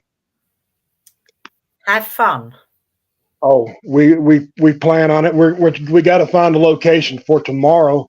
The location that we got picked out, we got to use a brush cutter on. I would prefer not to do that, but we got to do what we got to do because we haven't been in this one area. In this one area that we're wanting to fish, Shannon found a toy gun that was from 1907. No, excellent. We were able to find the manufacturer of the toy gun, and the manufacturing date was 1907. So we haven't been back there in quite a while. Were they still going, the company, or they shut down? Oh, they shut down. They shut down back in the 40s or 50s. All right. I'm trying to think of what it was called. Again, Shannon puts these things away, so I can't find them and keep getting them out. Terry puts them away in a safe place, and no one can find them. Never found again. Exactly. We've done that. We haven't done that. Shannon has done that quite a few times. Oh, wait a minute. She's got my phone. She's probably listening. I better be careful. She went next door to wait for the refrigerator. Busby says, I'm the baby, it seems. Garrett says, I'm 54 too, going on 55 in December. Oh, Gertie. Let's see. Who else? Kingfisher says, Busby, I will say mine if you say yours. Come on out. John Lloyd said, Shannon will have you, George. I know it. And I'm scared. You're not going to dread that door opening now, aren't you? What's going to come through it first? That's hilarious. But yeah, we love the magnet fishing. We just recently started the metal detecting, like I said, and we honestly found our first coins just recently. Oh, They really? they wasn't old coins by no means, but they were coins nonetheless. We got 2 metal detectors. One of them we bought off of Amazon, and it's okay. It does what it's supposed to do, but we can tell a world of difference. We got something called an Xterra Voyager, and my goodness, it is a metal detector. Let me just say that. No, we tried it, but I mean, we got 3 metal detectors, but We started with cheap ones. We didn't want to commit. yeah, We didn't enjoy it. We might go back to it one day, but I think when the river's clean out, no, ain't going to be any time soon. no. The first time I started doing it, I didn't enjoy it either. I really didn't. And it took actually getting this good metal detector to start enjoying it, because Shannon found teacups with this metal detector, metal teacup set she found. Oh, I've never heard of a metal teacup. Well, I guess it's metal with enamel on it, or metal with it's made of enamel. The metal detector picked it up, whatever it was, and turns out those were dated back to like the 50s. But we found this on basically an abandoned volleyball court. Oh, what a strange place to find them. It was at the park. It was covered with sand. The volleyball, whatever you call it, where you play volleyball, it's covered with sand. And we started over there in the sand, and she found one teacup. Then at the other side of the court, she found the other teacup in the sand with the metal detector. And I was like, my goodness. Surprising what you can find if you've got a good one. Yeah. And I mean, this volleyball court hadn't been used in probably 15 years, God, it's a long time, isn't it? Yeah. And then we decided to go again a couple days later, close to where we magnet fish. And we found those coins. I guess somebody had gotten out of the car, and over time they got mowed and everything and got buried in the dirt. And we was able to find I think it was like 50 or 60 cents, It's just finding the finds, though, isn't it? It's still exciting, don't matter what it is. Yeah, it truly is. And here's what makes me mad. Y'all find coins all the time magnet fishing. You can't find a coin over here magnet fishing. They're not made of steel. Yeah, some of them are here, not all of them. I think you've got to be post 1940. Those would find a coin over here. You won't find anything earlier than that. Oh, really? Yeah, they didn't start using the steel cores until a lot later on. So all the old and really good, nice stuff is non-magnetic, similar to your currency. Yeah. Now, the one thing that we have found a few of is what's called coal script. It's what the coal miners used to use in the coal mining camps to buy their goods, clothing, or food or whatever. It's like a little token, and that's what they use. They got paid, and that's what they use for money. Oh yes, I think I've seen them before. Yeah, I think they done that here as well. I think we've got a similar thing over here. Yeah, they did, because they were like red coins, weren't they? I can't remember, but I do remember someone saying about it. Yeah, I've seen them. The ones that we have found here are about the size of, I think about the size of your 2P. They're close to that size. And a lot of them have like a little place cut out of them, a little shape cut out of them in the center of them.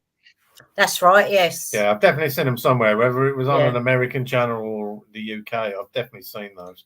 Now, you may have seen it. You may have seen us get it. I posted them. I posted them everywhere actually, because I was so excited. For one reason is it dated back to the 1880s, but the main reason is because it came from the county that my parents were born in. Oh, that must be. No wonder you're excited. Oh, it was awesome to find that, and don't know really why it was found here. We had a coal mine here where I live, but I don't know why the script from another coal mine, which is in eastern, we live in central Kentucky, and this was found in eastern Kentucky. I mean, I'm sorry, this token was from eastern Kentucky, and we live in central Kentucky. And, we pulled it up, and it was basically stuck between a nail and something else on my magnet because it's non-magnetic as well. That was the result then, wasn't it? Yeah, I mean, it's just amazing. And then we found, 3 or 4 other ones that are metallic, that are magnetic, and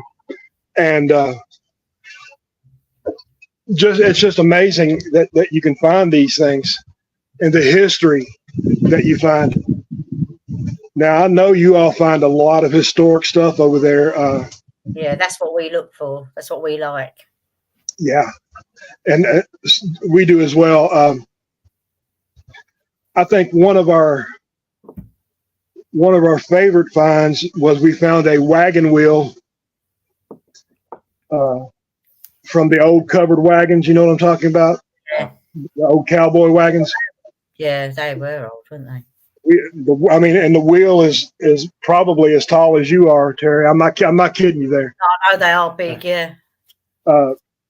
And we found what is called a bolster, which is what they used before they had springs on the wagons.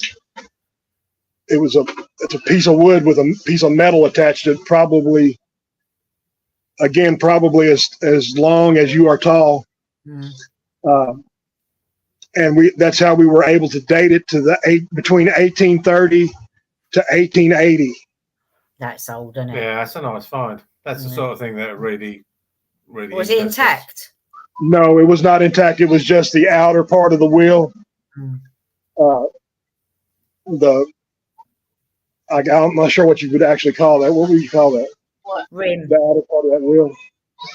The rim? I guess you would call it the rim. But about a year before this, we pulled out the hub and the spokes. Oh, wow. Nice. And not knowing exactly what it was, the hub and spokes got thrown away. Oh, no. Bet you're kicking yourself now. Absolutely. But the wheel and the bolster are in our pottery garden now. Nice finds. What about the teacups? Are they there? I'm sorry? The teacups, are they in your pottery garden? The teacups are, I'm not sure, where did you put those? They're still in the front room. They're still here in the front room. She hasn't cleaned them yet, so. But they'll turn out nice. Once we get them cleaned up, we'll show everybody. I can show you. Not very just got stains on it. Can you grab one? Yeah, Hang on, she's going to grab one real quick. okay. Forgive me for smoking, you guys, but Oh, you're all right. We used to smoke. Not anymore, but I've been smoking since I was probably 18 or 19. I've quit twice, and I think I quit once after a surgery. For about 8 weeks, I quit, and then I went right back to it. yeah, it only needs one, and that's it. You're back on it. Very easy to get back on it. But that happens. Oh, hang on. Here they are. You smoked it, I remember.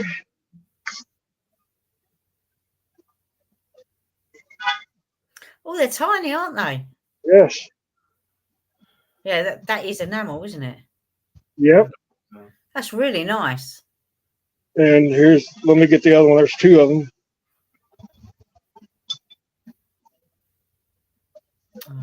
They're nice. Good finds. Sorry, bud. Those what? Little castanets. They're like little castanets. What are you talking about? You know how those ladies put them on their fingers and they. Oh, she wanted me to put them on my fingers and use them as castanets. They're small enough. Yeah, they are small. They're tiny. But yeah, that's probably our best find metal detecting, I guess. Yeah. Except for the 14 cents. Except for the 14 cents, she said. But yeah, we enjoy the metal detecting. It took a while before we could enjoy it. Like I said, we had to get that other detector. Yeah.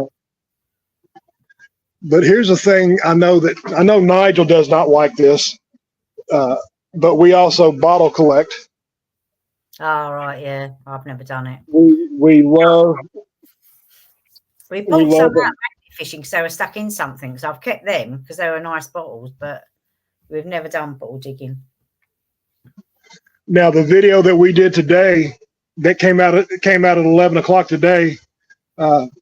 No, I'm sorry, it does not. That's not. It's going to be the next video. But I've told everybody about it. We had something that turned almost bad for me. I did see comments. I almost drowned. Oh my God. Because of my own stupidity. I was stuck in the mud. I had my wellies on, what you call wellies, we call rubber boots. Actually, these are the ones I got are hip waders, and I got stuck in mud up to my thigh. God. And I'm 6'7". Jesus. I'm pretty tall. I'm about 2 inches taller than Paul Goody. So if that tells you anything. Blimey. But I got stuck up to my thigh, and I was fighting to get out of that. And I finally got out of that. Then I went into deep water and didn't realize how deep it was in this one area. Oh, And this one area was over my head. And God, George, you were so lucky. I really was, to be honest. You worry him. Are you leaving me again? Next door? All right, she's going back next door. I'm sorry. But I was very lucky. But it's kind of funny. You'll see it on the video when it comes out. Me swimming, with a walker in tow, and bottles inside my walker in tow. You say that's fun, but not at the time. It was on. The things we do to pull stuff up, are out. Got to be more careful. That could have ended another way. Yeah, it truly could have. Let's just put it like this: I will continue to get in the water as long as it's about 6 inches deep. Yeah, don't blame you. I wouldn't go any deeper. But I will not be going in the mud like that anymore. No, it's not worth the risk. It really isn't. No, it's not. I mean, I'll turn this around. I don't know if you can see them or not. I'm going to turn the camera around because I don't know how to make the camera bigger. And you can see some of our bottle collection real quick. Got a few. Oh, this is only about half. I know there's a lot there, isn't there? yeah, definitely. I think I saw on one of your other videos. Yeah. We love the bottles. We started doing that, I guess, a couple years ago. but we have found such amazing bottles here. I mean, we found the poison bottles. We found what's called laudanum. I don't know if you know what that is. No. It's an opioid in liquid form from about the mid 1800s Really? to the early 1900s. We found numerous ones of those, and I mean, we just love the bottles. And our friend Stuart from Kingfisher sent us lights, little LED lights, Oh yeah. a string of them Yeah. that we put around our bottles, and we turn them on at night, and it's just beautiful. I mean, And- I done a couple of old whiskey bottles. Well, they weren't old, but whiskey bottles, and we put LED lights in them. And then you get a little cork at the top. You can switch them on and off. They're pretty good. Yeah, that's the one. That's the ones that Stuart sent us. We can't find them over here for some reason. They're on Amazon. Okay, that's what we'll have to do. Okay, I don't know about Amazon over there.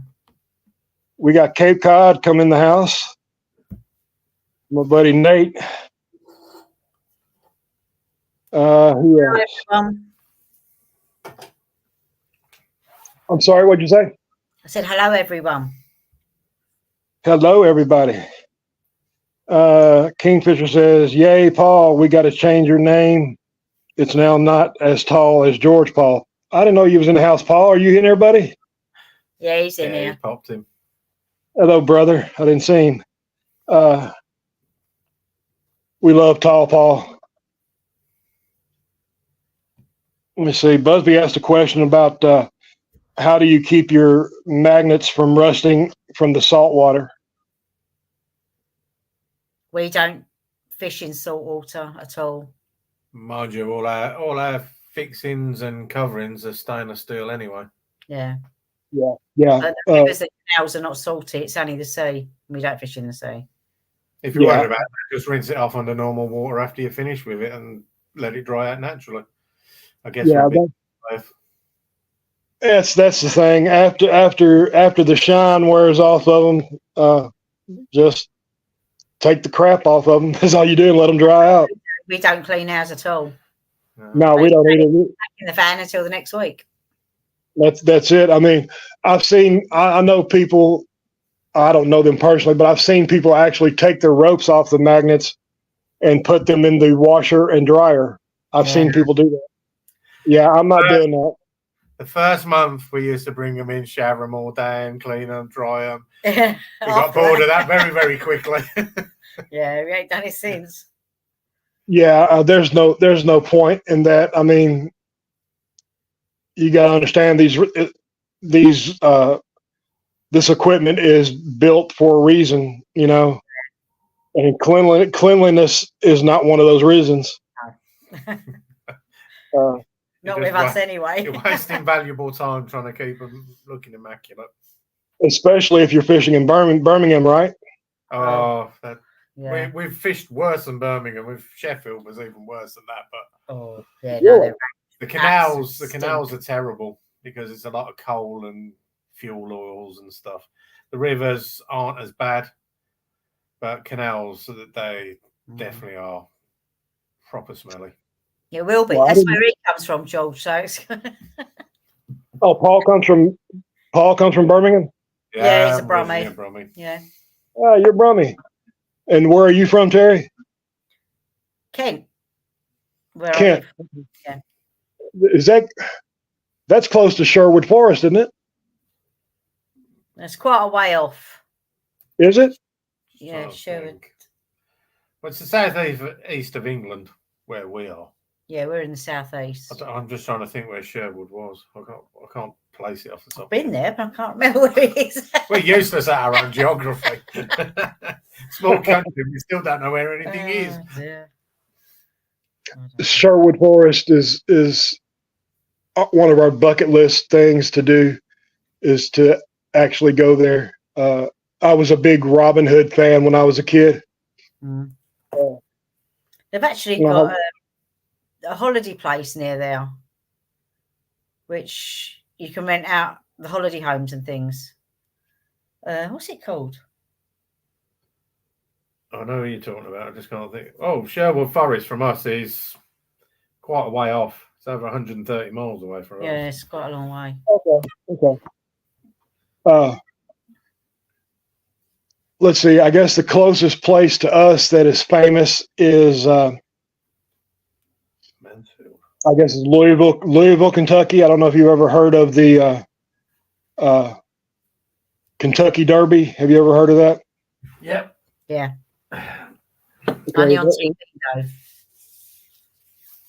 yeah, that happens in May, late May or early June. The Kentucky Derby. They call it the Run for the Roses, and it's about 25 miles from us. Oh, it's not too far then. No, I honestly I don't like going to Louisville. It's Is it too bad? dangerous. Oh, Yeah, cool. it's too Oh, yeah. dangerous. That way then. But you know what though? That's everywhere you go anymore. Yeah, that's true. The world's just getting a bad place. Yeah. Honestly, it is. Every day And you read about murder and things like that. oh yeah. It's just gotten out of hand. Yeah, it certainly has. You know, I remember as a child, we rarely locked our doors. Yeah, that's right. You can't do that nowadays. No, absolutely not. Annie B says Ozzy Osbourne is a Brummie. Is he? I didn't know that, did you? I didn't know that either. No. I wasn't aware of that. No. She's probably right. 'Cause I don't pay that much attention to most of them. Yeah. Lemmy from Motorhead, I believe, maybe from around Birmingham. I wouldn't have a clue. I think you was born in the same hospital as Roger, weren't you? Yes. Yeah, him and Roger were born in the same hospital. Oh, really? Just a couple of years apart. Couple of years apart, yeah. Small world, eh? It truly is. It truly is. Come to find out that Barry Chalk, you know who Barry Chalk is? Yeah, you know Barry because we went fishing with you guys. Oh yeah, no Barry, yeah. Yeah. In the same hospital as me. Oh, well, Ozzy Osbourne was born in the same hospital as. Oh wow, that's cool. Yeah. That is cool. Barry, comes to find out, Barry Chalk and I are probably related. I did see that. Yeah, I did see that. My family, I can trace my family back to England in the same area that he was from. And his last name originally was Robinson. I know he didn't mind me talking about it. Yeah, I saw your other one. Yeah, which I think is cool. Barry and I are very close. Barry actually made the biggest part of our intros and our exits and whatever on our videos. Goes to him. Busby says, mine too, George. We hail from Chelsea, England. I'm not sure where Chelsea is. It's near London. Okay. Well, Busby, we may be related too then. Say about the 6 degrees of separation. It sounds like it's closer. No, it truly is. I mean, you, Roger, Ozzy, born in the same hospital. I mean, that's crazy. Was it Marston Green? Yeah. Annie B says her family goes back to Wales. Wales is a lovely place. Yeah. Yeah, when it's not raining, yeah. Which isn't often. Yeah. Alan Morgan lives in Wales now. We've had him and his wife on before. They're a great couple. Yeah. But you can tell the Wales language accent, I guess, Yeah. is a lot different than the typical British accent. I would guess. Yeah, definitely. They've actually got their own language as well, so that one will copyright. Yeah, because when I was over there, someone was speaking to me and I didn't have a clue what he was saying. Yeah. In both languages. What is that language? Is it called Gaelic or? It's not Gaelic. No, that's Irish, isn't it? Scottish, I think. Scottish is Gaelic. Welsh, as far as I was. They're Welsh.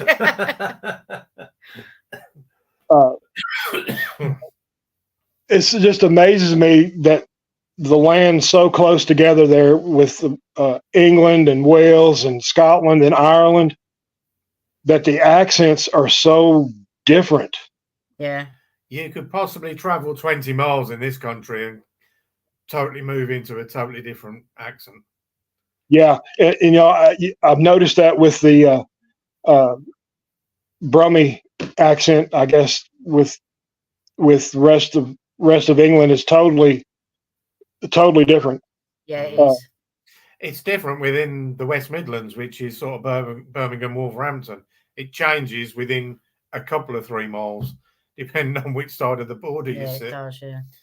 Yeah, that's true. Up there as well, but he come Wolverhampton, weren't it? Yeah. Yeah, and where were you? Castle Bromwich, and they both speak different.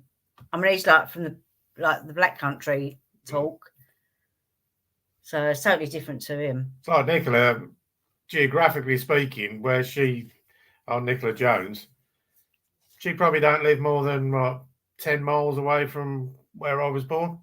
But it's the accent difference is different. dramatic. Yeah. You get that quite a lot in this country. It's really bizarre. Yeah, and you kind of get that here as well. Not geographically, we're not anywhere close to, let's say, Boston, Massachusetts, here in the U.S. But you can tell a difference when you're talking to me, or if you're talking to Nate from Cape Cod. Man, the difference in the accents are crazy. Strange, isn't it? Yeah, I've got your typical southern drawl, southern accent, and Nate and people from in that area, the Cape Cod area, have got this real thick Boston type accent. Not saying anything bad. I love the accents. Yeah, but I've heard different accents from America, but I haven't got a clue where they come from. Yeah, I can usually, if I'm talking to somebody here in the United States over a video chat, I can usually tell what area they come from by their accent. Let's see. Busby says Nate has the accent. We don't, George. Yeah, I know we don't, Busby. Gerd says I am 100% Scandinavian Viking, but mostly a bit nuts. Yes, I agree, Gerd. Yeah, good. Lovely. Tall Paul says Scotland is beautiful, but not many been. I've been all over, as you know, Northants. Yeah, I've been there quite a lot too. I used to go every year, twice a year. I've been up a couple of times, but I love it. Not for a while. It's lovely. It is really nice. Yeah, Paul and I talk quite a bit, and I want to go back. I want to go to Scotland so bad. Worth the trip, definitely. Here's the only thing: Shannon and I will not fly. Yeah, that might be an issue. Yeah, it's a long old boat ride. Yeah, if I was drinking enough beer, I could possibly do it. Shannon, you would absolutely have to knock out to get her on a plane. Some people are like that and they're scared. I was petrified the first time I got on. And my son said, "Don't worry, Mummy, you're all right. You're safe now." That was in front of a load of people on the plane. Don't be scared. Shamed. I know. You always hear the thing that flying is safer than driving your car. Yeah. Well, it may be, but I never hear about car accidents. I always hear about plane accidents. Yeah, that's true. Oh, they're having car accidents here every day, all the time, especially through the tunnels or the motorways. That's because y'all drive on the wrong side of the road. No.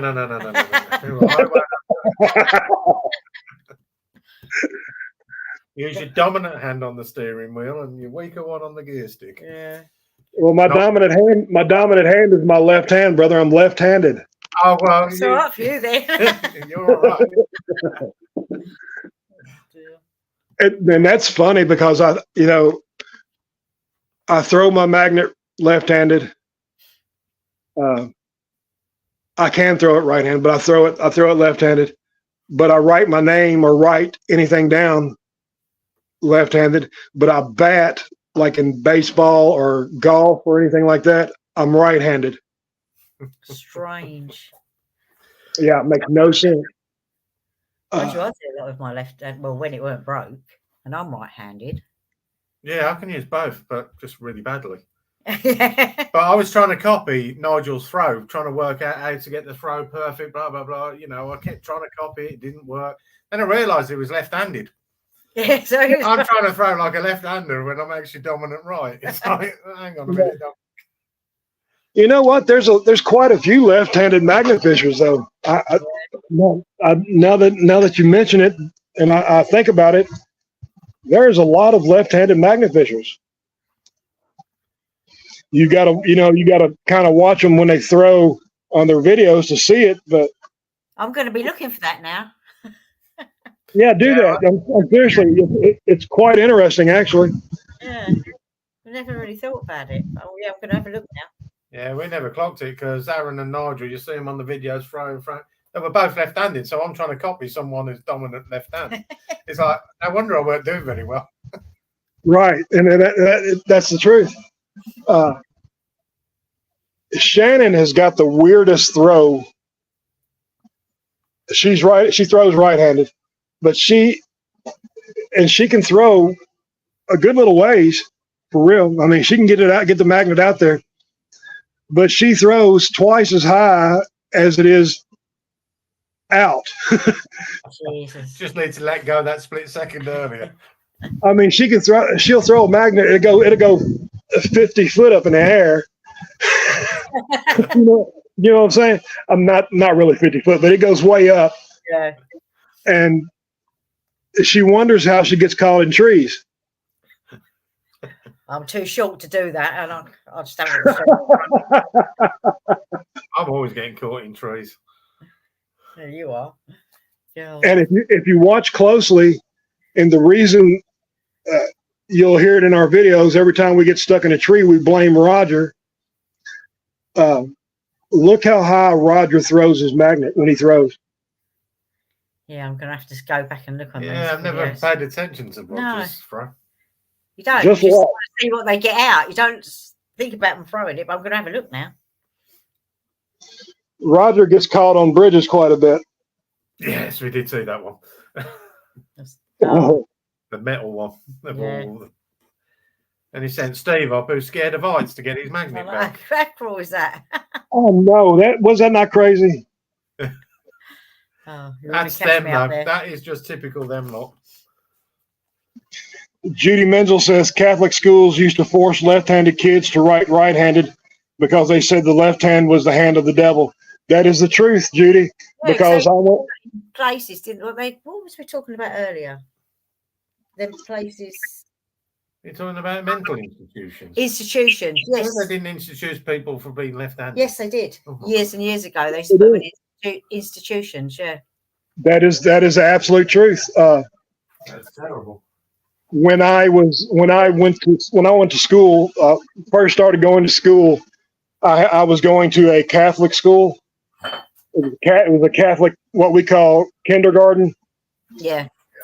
and they tried to make me write right-handed, God. and I wouldn't do it. I got a ruler across my hand many a time because I didn't do it. That's cruel, isn't it? Really cruel. It's the absolute truth. No, nasty. They tried to force me to do it, and I just revolted against them, and I got many a whippings and many a rulers. They used to have these triangular type rulers, and they used to smack our knuckles with it. Oh, it's downright evil, that is. Especially when you're little, that young. Yeah, boy, the nuns back in those days, man, they were strict. Oh, yeah. Let's see. I won't get into that, Annie B. Not my favorite subject to talk about. Let's see. Gerd said, that is just crazy, Judy, but I know they did. All right, go on. It said, Judy Menzel said it made for a lot of ambidextrous people. Honestly, it did. I mean, that's why I can throw right-handed and I bat right-handed. My aunt could do right with both hands. No, I wouldn't have a chance. Yeah, that's the thing. I can't really write well with my right hand. But if I played cricket, I would be batting right-handed. Strange, isn't it? Yeah. You know what's funny? Is that I watch cricket. You watch it and you. When I was in the hospital for those 3 days, that's all I watched. Yeah, I've never been a cricket fan, to be honest. It's hard to understand. Yeah. I will say that. Yeah, I wouldn't have a clue. Annie B said, Busby said he's got a 2x2 plot in Scotland. Yes, so is Nicola Jones. She got it for a wedding present. Her and Warren. Oh, yeah. Busby is making me call him Lord Busby now. That's funny. Sir Busby. I call Nigel Sir Nigel all the time. We call him a lot of different things, but Oh, dear. Nigel is a gas. He is funny. He makes me, well, all you guys make me laugh. I mean, you really do. You got a great channel. You have a great time, and that's what I love to see. I love to see people having a good time. Yeah, we always do. That's the main thing. you only see about an eighth of what actually goes on during the course of the day, though. A lot of it can't go on video. Yeah, and what people don't realize is that you guys are out there, 8, 9, 10 hours a day? Yeah, a long time. And that's just to get like 30 minutes worth of footage. Yeah. And, that's what a lot of people don't understand. Shannon and I usually go probably 3 or 4 hours. And in that 3 or 4 hours, you might get a 20-minute video, or you might get a 5-minute video. Yeah. YouTube work is hard work when you really look at it. Yeah, I couldn't do it myself. Yeah, I would be totally lost if it wasn't for Shannon. That's the God's honest truth. Shannon is also a better magnet fisher than I am. I'll be the first to admit it. Yeah, I've pulled up the rifles and the shotguns and the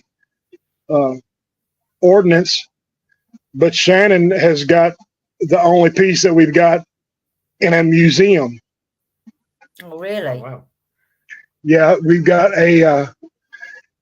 we call them train tokens. It's from a railroad called the L&N Railroad. Right. And the L&N Railroad never made tokens.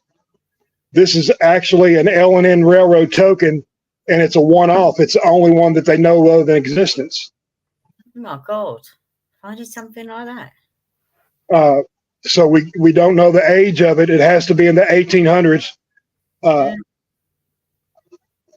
But it's in the local. It's not a local museum. It's about 25 miles away from us, in a train museum. We gave that and a couple of spikes, are what we call railroad spikes. You all call track bolts over there. Yeah. They're different. Our railroad spikes actually look like Yeah, we big have square got some. arrows. Yeah, Dave gave us some last time he came back from America. Oh, okay. Well, that's the way ours is. It's totally different. I only made one. I'm sorry. I wonder why they only made one. What do you mean made one? You said they didn't make them there. Oh, you're talking about the Oh yeah, token? sorry, I'm going back to the token. Yeah. Yeah, the token is. I don't know. We can't figure it out. I had two museums fighting over it. The museum it's in outside of Nashville, Tennessee. They have a big museum there, and they wanted it really bad. But I decided to do it because it's more local. Yeah. You know, it's only 25 miles away from us, and it's a small museum. But I wanted something that my grandson could see and know that, you know, his nan and paps are the ones that found it. Yeah. And, you know, he can actually go there and actually see it and see the plaque that they've got. Yeah, that's where you need it closer, isn't it? Yeah. I don't know why it was made or what it was for. But it's an honor to actually have it in a museum. I mean, I know you guys have got, you know, Nigel has put stuff in museums and stuff. But it's kind of not, it doesn't happen very often here. Let's put it like that. Some of the museums don't want our stuff that some of them put out. Yeah, you know, there is quite a few big channels here in the U.S. that pull out some crazy things. I'm not going to mention names or anything like that. But sometimes you have to wonder if those things that they find are not staged. Yeah. I'm just saying, I'm not naming names. No. And that's their business, whatever. Some probably are. I think magnet fishing on YouTube is basically just like any other kind of YouTube channels. Like a lot of the paranormal. I don't know if you're into the paranormal, watching that stuff or not. Yeah, I do like all that stuff. Well, you got to be careful with that because a lot of that paranormal stuff they do on YouTube is staged. Oh, I know. Yeah, I wouldn't do it. I've seen spirits, but that's as far as I go. I wouldn't go. Yeah, not bad stuff anyway. When Shannon and I first started our YouTube channel, we first started off doing urbex, where you explore abandoned places. Yeah. And we were also doing paranormal stuff. And when you watch these paranormal channels, again, I'm not naming names. There's no way in hell that you're going to get that much activity in that short of time. No. Now, the ones that I know that do it, like Roger does it occasionally. Andrew from Towpath does it occasionally. I know that their videos are not staged. I know that they're honestly trying to make a discovery, and trying to prove or disprove what is out there. I don't know if anybody else on here does that or not, but I know that Andrew Cosby from Towpath does it, and he does a great job. Roger from Magnet Mom and Dad does it, and he does a great job. Yeah, I've seen it. and you can believe what they're showing because you know it's true. You know the people, and you know it's true. Yeah. But you got some out there that are using fishing line and stuff to make objects move, or they're hearing they're saying they're hearing stuff that they're not actually hearing. Yeah. Gotta keep it real. Yeah. There's no point in forging it just for Oh no. views. It's Yeah. just making a mockery of yourself, aren't you? Really, let's face it. Yeah, that is the truth. And there's people in the magnet fishing community here in the States that I know have staged their finds. Let's It's not put it like worth it. What's the point? What's the point? of doing it? Yeah. Ridiculous. It's the same thing. There are people that I know here in the States have bought their views and have bought their subscriber. I've heard of that before. You could actually go on YouTube and buy views, and you can buy subscribers. Silly, isn't it? Why? Well, I mean, what's the purpose? Yeah, it's not true. It's not true. You know, True. and that's. Here's the thing. You know, I like the reactions that people have when they're magnet fishing, and they find something wonderful. You know, I like seeing the reactions. Yeah. And you can Now- tell, can't you? Yeah. Now, some people go overboard with their reactions. Over here, anyway. I'm not going to react. I'm not going to give you a great reaction when I find a nail or a screw. Go straight in the bucket. Yeah. This, you know, we rarely even show those kind of finds. There's things we pulled out that no one will ever know about because we never filmed them because it wasn't. Yeah, a lot of mine go straight in the bucket when I find things like that. Yeah. You know, we have started recently, not recently, but we have started the past year to actually try to show more of our crappy finds, you know, just to show people what we're pulling out, you know. Yeah, people do like to see it all, don't they? Yeah. We try to show some throws here and there, you know, throwing the magnet in. But, you know, for the most part, we just show what we find. You're going to see something in a video coming up that was one of that is our saddest find that we've ever found. And I'll put it like this. I'll put it like this: where we were fishing at is next to a cemetery. Oh God. Oh, it is sad. It will be a sad one then. But it's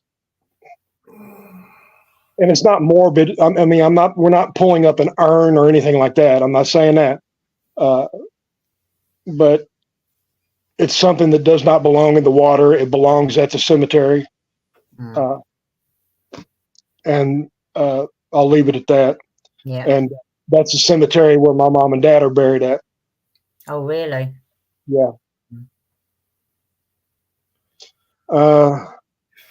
Busby says, George, the bought subs don't usually last long.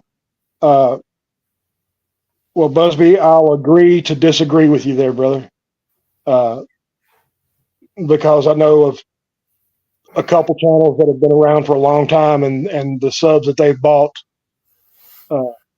have stayed for some reason. Let me see. Magnet Man said, I used to weeks of nothing just to get a small something. Yeah, I understand that, Magnet Man. It's getting harder and harder to find stuff. But, you know, then again, you got to think back. Why are we really out there? The reason we're out there is to clean up the environment, isn't it? And have fun. And have fun. Shannon and I are big, I wouldn't say tree hugging liberals or anything like that, but we are concerned about our wildlife. Yeah. I mean, I've seen swans or ducks with what is it, fishing line around their necks and things like that. Yeah, I mean, Them off. Over the past 4 years, close to 4 years, I cannot tell you how many ducks and geese or swans that we've seen floating Oh, in the water. it's a shame, isn't it? It's terrible. We've also got river otters here that are just adorable, and we've gone as far as naming them. Yeah. And we actually saw one of those floating in the water a few weeks ago. It's really sad. We were put here for a reason, and the reason is not to kill wildlife. No. George, we're going to have to get off soon. Okay, honey, I was looking at the clock myself. We've been on for almost 2.5 hours. I love talking to you guys. Would love to have you back on if you're willing to. Really good. Yeah, of course you would. Want to thank you so much. From the bottom of my heart, thank you so much for being here, both of you. Thanks for having us. Yeah, more than welcome. I just want to I want to bridge a gap between the UK and the US. You know what I'm saying? Try to get more people seeing the way that you all do things there. But that being said, we'll get off here now, and thank you once again. If you talk to Nigel, tell him to make sure he looks at that picture that we sent him. Yeah, be on at 9 o'clock. Oh, okay. Have a word with him tomorrow. Yeah. No, I want to go and eat before he comes on, because we're moderators on there, aren't we? Absolutely. Yep. I'll be on there myself. See you thank you guys so much for coming. Thank everyone in the chat. I love you all, and we'll see you all soon. Okay. Okay. Bye-bye. Guys, everyone later. Bye. Bye, everyone. I don't know where I get off these.